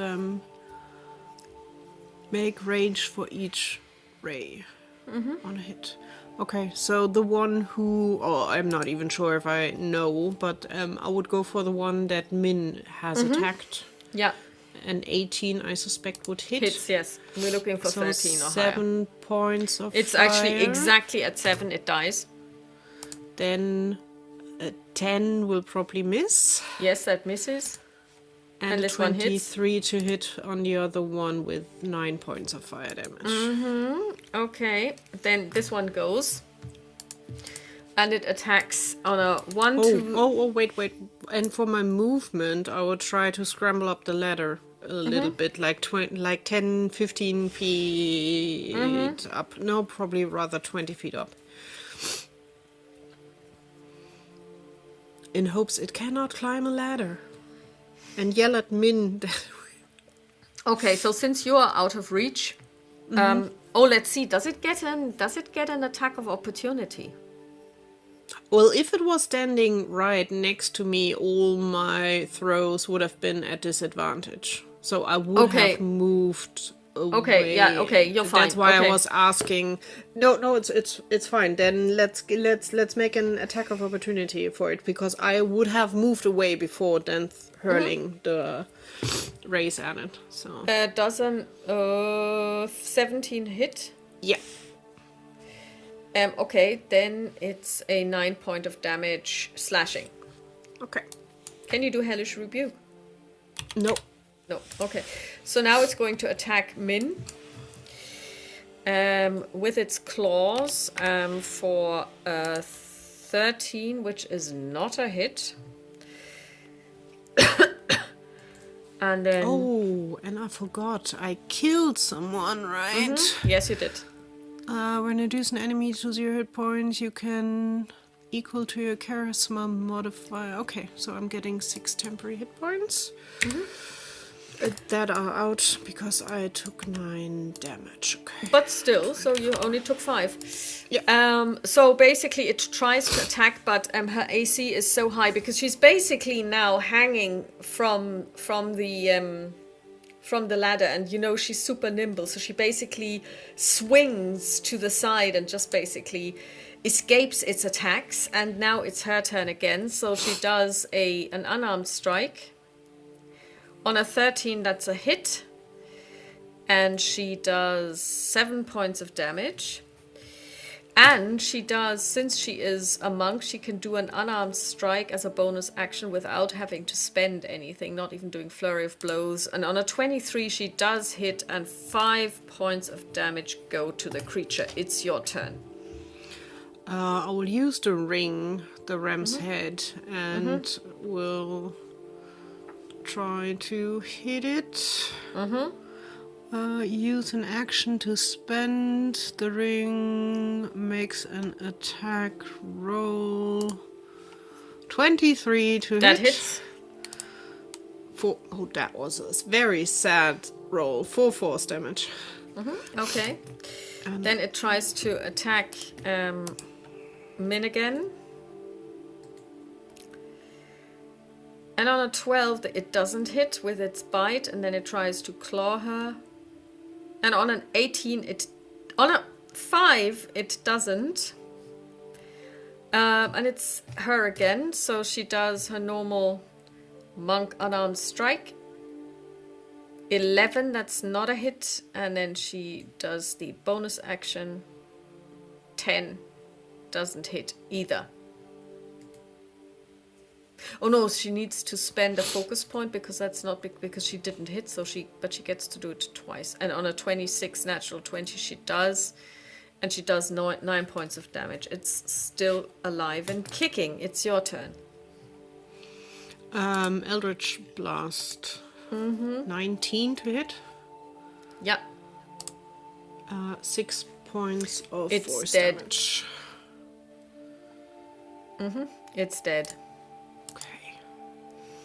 Okay. Taking a short breath, just holding on, looking at me. Are you okay? Yeah, I'm fine. She basically jumps down and lands in the water. Careful, we don't know if there are more of them. There. Slowly following and keeping an eye on the water. And she basically says, and you can see that she can stand easily. It doesn't even reach past her calves. And she says, magic. Let's get the no, water. look, there's a hole in the wall. It's just underneath the surface. But look what I found. And she bows down and she holds up a pot of water. And she says, look. And she turns it around and it keeps flowing and flowing and flowing and flowing and flowing and flowing and flowing and flowing. Okay. I don't have to check Arcana for that. This is a magical thing. It's magic. It's magic. But you can do an Arcana check if you want to know with what the it 6, is. it's magic. Yeah. So you basically hook arms and you just basically dance around with her in a circle. It's magic. It's magic. It's magic. And she basically says, and she keeps holding it upside down. She says, it doesn't stop flowing. Well, And then just turn it around again. Maybe it's exactly what we need. We should still fill up our other bottles with it as well, just to be safe and sound. yeah. So you do that and you can see it is absolutely clean water. So the two of you climb up again with it. Yep. And you go to the place where the urn is. Yes, and we will try to be stealthy. Okay, make a stealth roll. Well, as I said, we are trying to be stealthy. We are not very good at it. Yeah, the two of you make a ruckus. You hear the galloping sound again. Do you run? Yes. Okay, because the mouse said that this was a priestess, right? So you can now either make an acrobatics or an athletics check, whichever you prefer, to see do you outrun her. Acrobatics. Okay. 17. No, 6. Sorry, 17 is you. I rolled a I will take my inspiration and will use the 18. Okay, good. So the two of you make an escape. You hear the pounding hooves behind you. And you run and you make it to the nursery and you put the seed into the urn. I would hold the skelly mouse that it can place it. Oh, the skelly mouse places the seed very carefully, then pats down the earth and then looks at you expectantly. And what do you do? I will put it on the rim of the urn and then I will nod to Min to start to carefully fill in some water from this endless water thingy, and I will also use a potion bottle to add a bit more. And we just see what happens. And if the Minotaur comes running in, it either attacks or it watches out what we do. I'm not sure. Okay, so what happens is everything is bathed in bright sunlight. Like the overcast, this darkness that had been covering the fields, the killing fields, as well as the maze, has withdrawn. For the first time, you can see a blue sky since you've come to Stamirohod. but it's only for an instant. You can see the sun, but what happens is the petrified stalks of corn come alive and are turned into a maze in a cornfield. You can see the ears of the corn ripe and full with seeds, and there's a soft wind blowing, and it's like the corn stalks are moving, and out of this seed that was put into the urn arises and comes a beautiful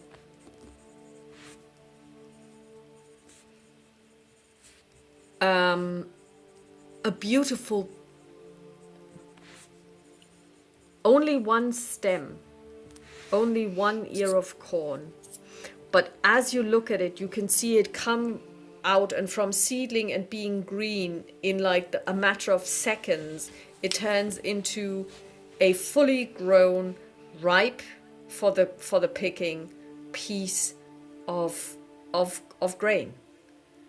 And suddenly, out of the northern wall bursts a minotaur, but no longer a skeleton. Mm-hmm. A minotaur fully restored to her former beauty. Looking And- at the mouse, is it still a skelly mouse? No.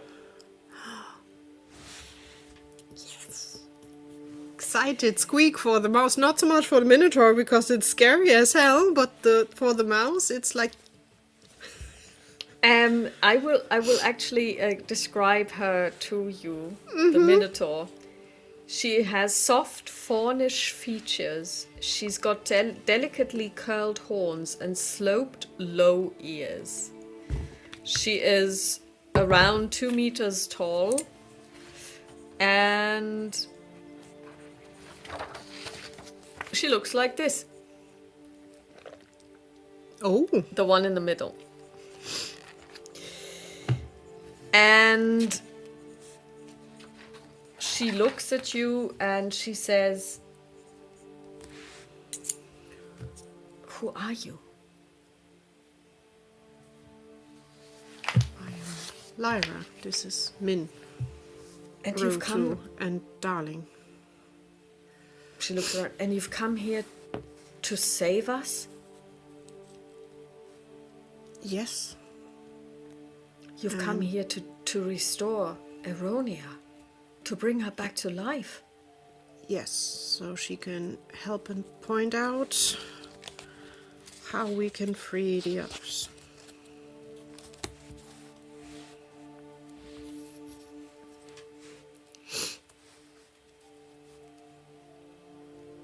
You can see that she's starting to cry. Can I walk over to her and hand her a tissue? I'm quite sure I have Yeah. like a... It's Even though been it's not in my list, but I think that would be something to have. It's been so long. Let's go outside. Let's see. I can feel it. It's happening. I will offer the mouse the hand again if it wants to get on It my does. shoulder. And basically, And looking at Darling again, because now it's an alive mouse, and just looking, still no food. Oloya leads you outside of the maze. There are no more blood flies. The brood mother is no longer visible. There is no killing fields, but you stand in the middle of a huge grain field. As far as the eye can see, you are surrounded by a sea of grain. And in the middle, you see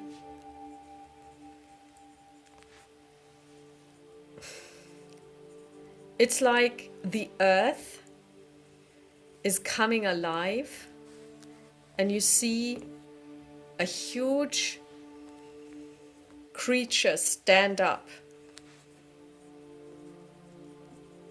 It's a human It looks vaguely human.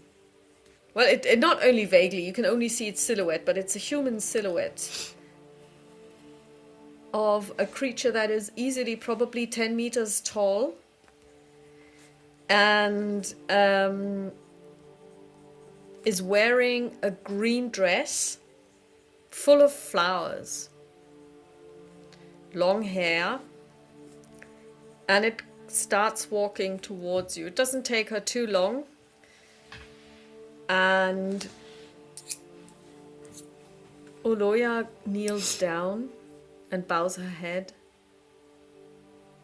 And she says, Lyra would bow her head. She would not kneel down, but she would bow her head as well. Min kneels because she only rolled a 7. Min is completely overpowered by all of this. But let me double check. No, I'm not kneeling. You're I'm fine. Definitely just bowing. You are the daughter of the head of the sisters 4. You don't bow to anyone except maybe your mother, and that Well, remains bow, to be but seen. Yeah. kneeling is Yeah. a bit more than just like a... And you look into the face of one of the 4 sisters. She has green eyes, as one might expect maybe from the fairy or from the fae of the fields. And she looks at you and she says, I know you.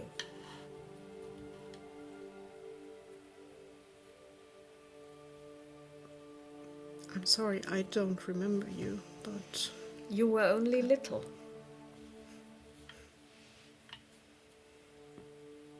I'm glad we could help. So your mother sent for you? Is she here? And she looks around. I can't sense her. She's not... well... really here. Also, she did not send... us. We're rather here by accident. Crow feathers fall to the floor, to the ground. She picks one up. Except she has a bond with my master, which I hope not to. But she's around, kind of. Then there is hope.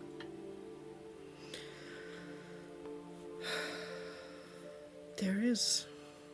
There's still 2 more we need to find before we 3 can more. free.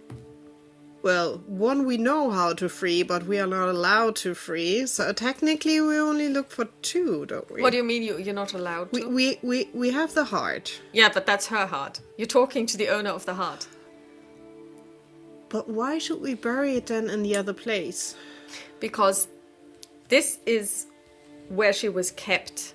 Okay. The other place is her sanctuary. You need to put the heart in the sanctuary, Okay. but she also needs to come alive. So, yeah.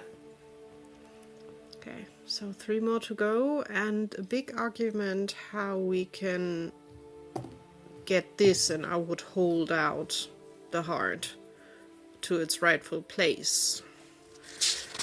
Mr. Bitterbranch is not really willing to help. He made a pact with the vampire. Do you want me to talk to him?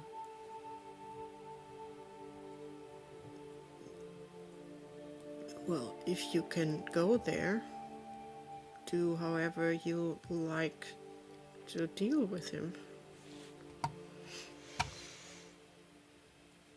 Oloya Dawnpelt, you have been here all this time?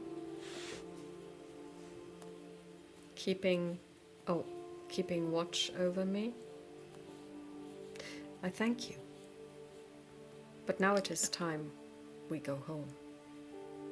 And she stretches out her hand to the Minotaur lady and she Can says, I hold out the mouse as well? They did a big part as well. They showed us the way.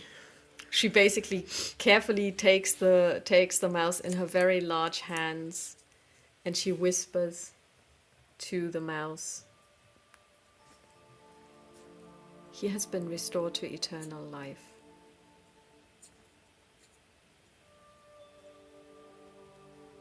He will not grow old. He will never die. This is his home now. And she gently puts down the mouse.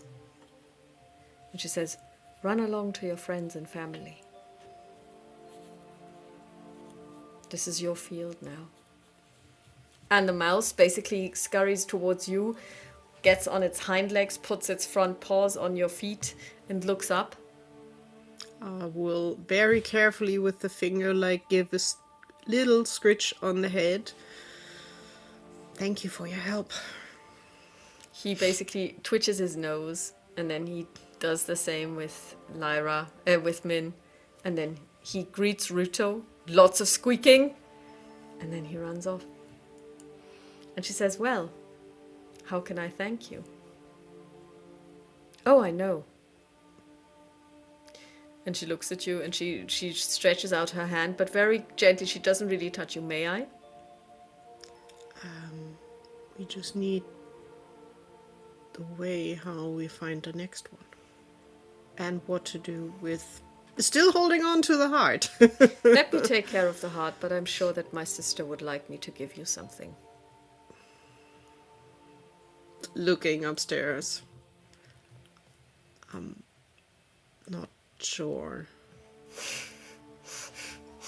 I can definitely see a family resemblance. And she looks at Min. Is she always this grumpy and this distrustful? And Min is like, yes, it's a chore.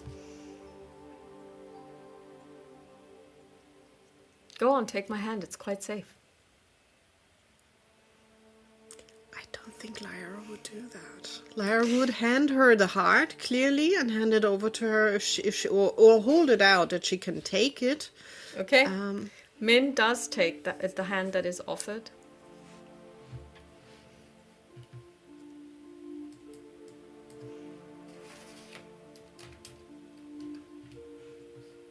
You do not. No. Okay. I will just look at her and just... How can we find the next? If you know it. If not, we will go searching. Well, the next one would be the mother of wolves. She's in the mountains. She has been... Well, she used to... You know, there is a curse in this land, and it's not just vampirism. It's lycanthropy. We met our fair share of werewolves, yes. However, those would probably have been the cursed ones. There's also a race of werewolves. They were always there. She is their goddess, if you like. Mm-hmm. She looks after them. She used to look after them, I should say.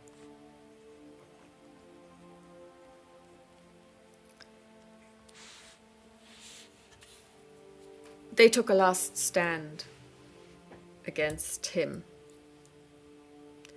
I believe this is where you will find her. You would have to raise her. You would have to find the heart. Then we will try. But know this, not every werewolf is evil, but not every werewolf is a true werewolf. Some are lycanthropes, and they can give it to you. They can curse you. Don't get bitten. Understood. That's not the goal.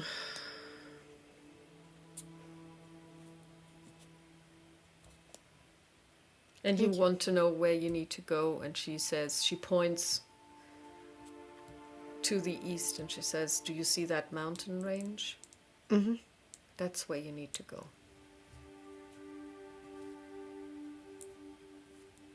Thank you. And she takes Uloya's hand, and the two of them vanish in front of your eyes. You're standing in the middle of a cornfield. What do you do? We make camp and we never leave because it's really pretty here. You make camp. I think we would walk a little. Mm-hmm. probably enjoying the view, and at least Lyra would like run her fingers through the corn. Yeah. And it depends on what time of day is it. It's probably 3:30 in the afternoon.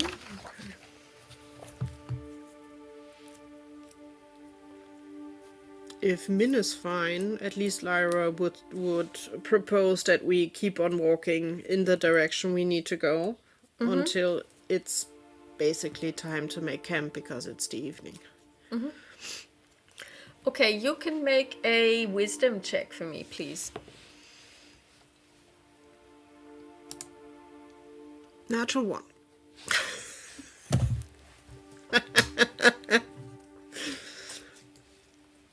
Wisdom is her Natural 20. That is good that someone is wise, because Lyra has no wisdom. She's intelligence, but wisdom is... Yeah, but a natural 1 is worse than that, especially since the second value you rolled was also 20, a natural 20. I think we should rest in the field and make camp here, because this feels sacred. Okay. I can tell. Then let's do that. You do that, and you make camp. Ruto is also there, and as you make camp, lots of mice come. And basically, there's a lot of squeaking, and Ruto informs you that this is a mouse family, like an extended clan of mice that now live here, and that they are happy to take care of you. So what would you like? Just that someone keeps an eye open, that we are safe and we can have a restful night. They are happy to do this. And so... I don't think Lyra would ask for more. No, I mean, that's fine. And the mice obviously apparently seem to be fine with this. Do you want to check out this pot of water, this water carafe that you got? Yes. No, I can't. So would we even have... At least I wouldn't have taken it with me. I would have left it there. I'm not sure if Min took it, but Min Lyra still has it. Okay, because Lyra would never have thought to take it, because it's part of the holy part thingy. But Lyra basically can't do anything. Well, she can do an arcana check, that's the only thing, nothing else. So she will have no real clue what it does. You already know that it's magic because it behaves magically. Okay, so you go to sleep. Yep. You dream. Okay. In your dream, you see a person in the distance. It's definitely a woman. Okay. And do you approach?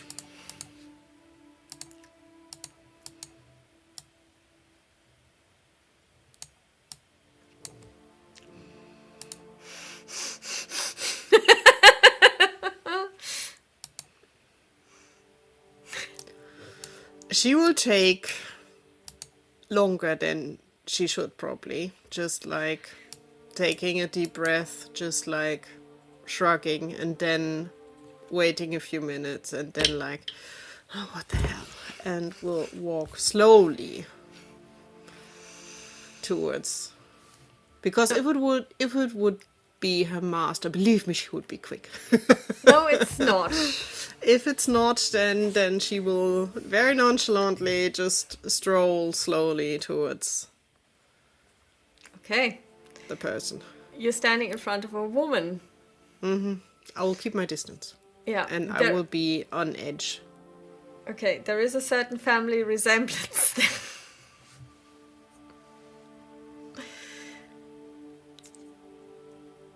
Then the only thing would be anything helpful.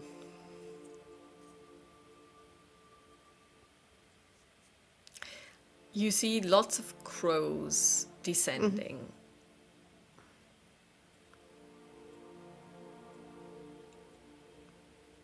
Any tips how to avoid werewolves? The woman is just looking at you.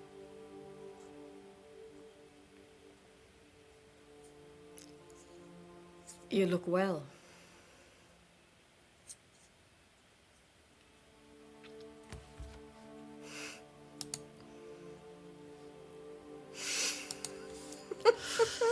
She would just get the very not friendly answer of not thanks to you.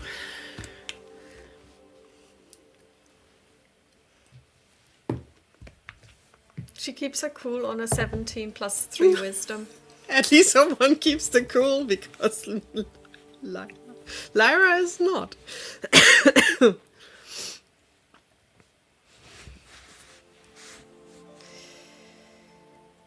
Crows are not helping. So anything for werewolves.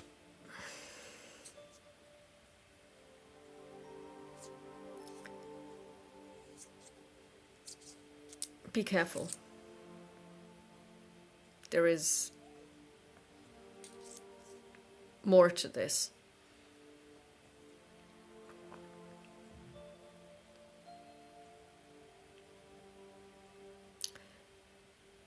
I sense a certain hostility from you.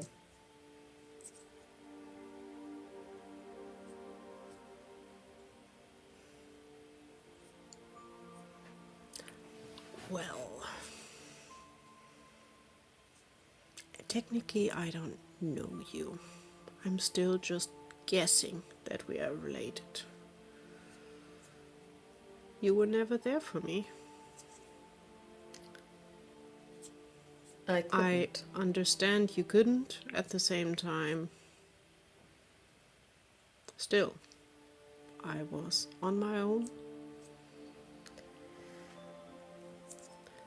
I tried to save you. Well, I'm alive. That worked out.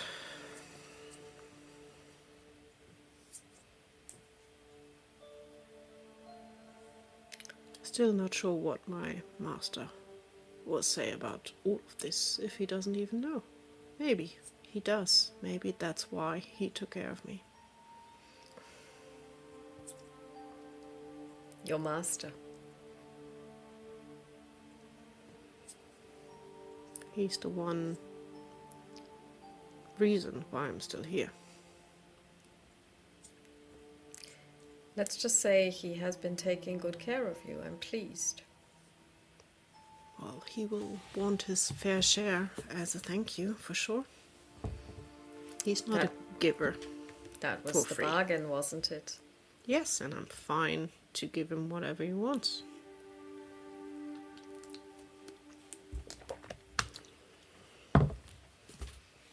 Well, whenever I see him next, I will tell him that we are quits. He owed me, and he has come through. I will release him from his bargain. If you do that, I don't have anything on strength left. It would be the wrong move to go. You entered into a bargain, a pact with him yourself, didn't you not? Yeah, I did. I asked him to look after you. I never said that he should enter into a pact with you. I just said, make sure that she doesn't get killed. Well, and he hasn't. Enough to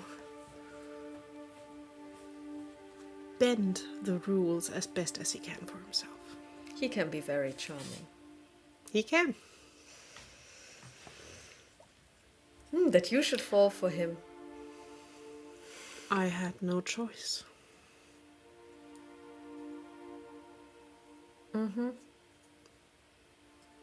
Option was living as a slave or trying to get free with his help. You see how her face changes. Who enslaved you? Doesn't matter. Oh, it does. Lyra will just look at her with an eyebrow raised. We have important things to focus on, and that is not to die to a werewolf. So, you said there's more to it. Can you elaborate on it? If not, you waste my time.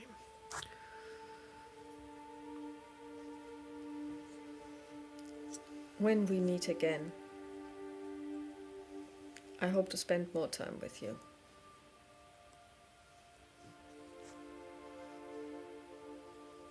Lyra will not react to that at all. Well, then cross fingers for us that we make it. And Lyra would turn around and would slowly walk away.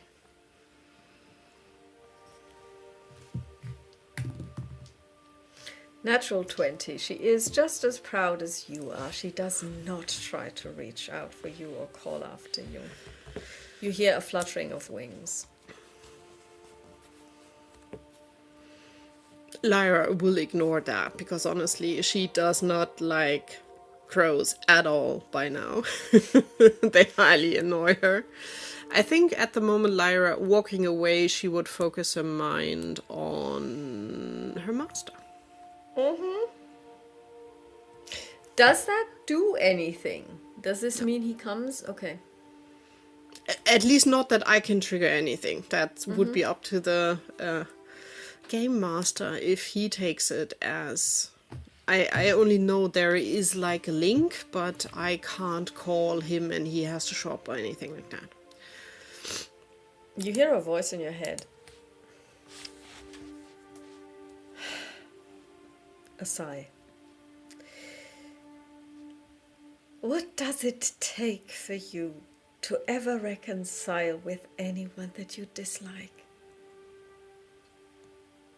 I guess it's his voice. Mm-hmm. Well, why should I? I am only sorry that I am not really on the path that you asked me to. Should I turn around and go for the vampire? Oh, my child. You are exactly where you need to be.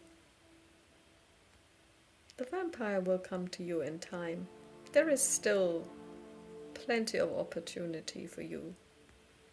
But one thing after the other. Even a daughter of Arduena, without the Sisters 4, is not strong enough to stand up against him and his army. Also, whatever happened to filial decency? Should you not have greeted your mother in a different way?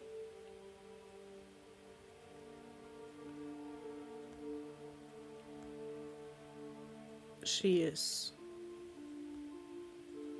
biologically my mother. That's it. Women. It's always complicated, isn't it? Well, I only have one looking out for me, and that's you. So thank you for the magical powers. It has helped a lot along the way so far. He smiles. You can hear a laughing voice. I will give your regards to your mother. Toodles. Don't waste your time.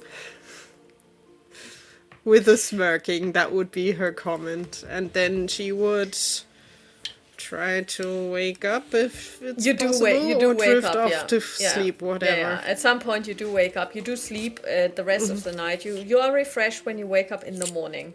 Okay. And there are plenty of mice that are basically sitting there, looking around, and it's clear that they have been watching out for you. And then you basically have breakfast. Mm-hmm.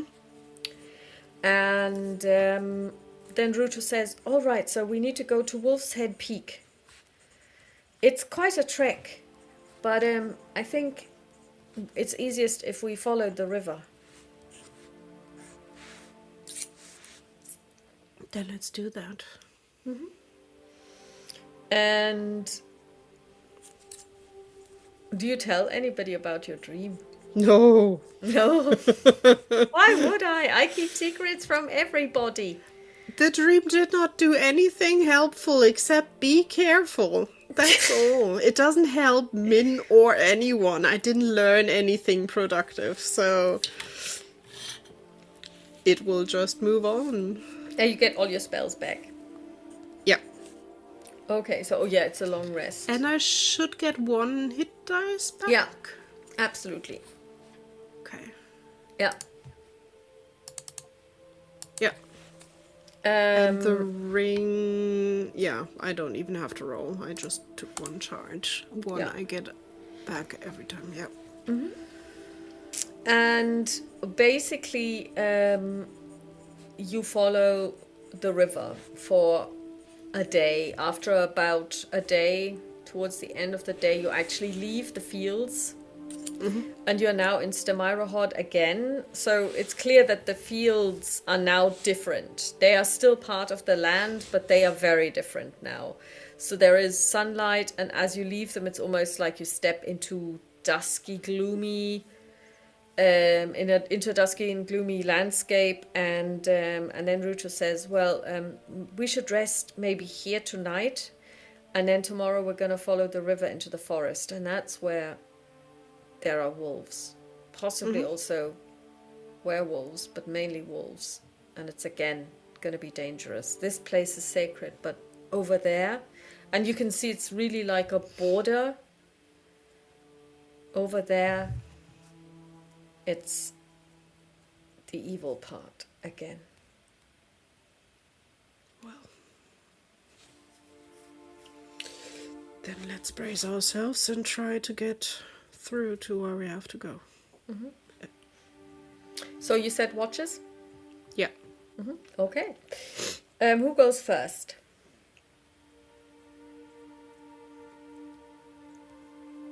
I think Lyra would offer to go first again.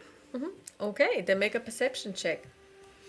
Also, this time she could sit down, or she will sit down and do investigation on the jug. It is a decanter of endless water. So essentially what it does is it will provide you with fresh water ever and always. And you just turn it over and then you can just pour water. Awesome. I will let Min know when she, either telling her, now we did a long rest. Yeah, I will tell her before she goes to bed. So basically the water itself is magical. So it doesn't have any special properties except that it tastes really good. Okay. Yeah, and it's always kind of like a little, it's never hot. It's always kind of like a little bit cool and refreshing. Yeah, and so basically do a perception check for me, please. It's a 14. Okay, everything seems fine. And let's see what she says. 17. Yeah, and so the two of you go to sleep. Ruto then later on takes the last watch. You can tell that Darling is getting a little bit annoyed by the fact that she's not allowed to eat any of the field mice. This will change as soon as we leave the forest. Okay. And you then get up. You mean as soon as you go into the forest, because at the moment you're in the fields. Yeah. Okay. Yeah. So the next morning you have a breakfast. You have breakfast, and then you leave the sacred place, the sacred Fane of Eronia, and you make your way into the forest. And we will leave it here. And next time we're going to start with haunting howls. We don't like howls. The wolves. Okay, so thank you very much for playing. I hope you enjoyed it. Thank you for running. Also, sorry for the viewers that it took a while, but, well, it's a cold season, right? So, yeah. it threw us off the plan to play a little bit, but we are back now. We are back now, and thanks everybody for listening and watching. Wherever you are listening or watching this, have a lovely good day, morning, evening, night, and thanks for your continued support, and we will be back with you in about 2 weeks. Talk to you soon. Bye. Bye.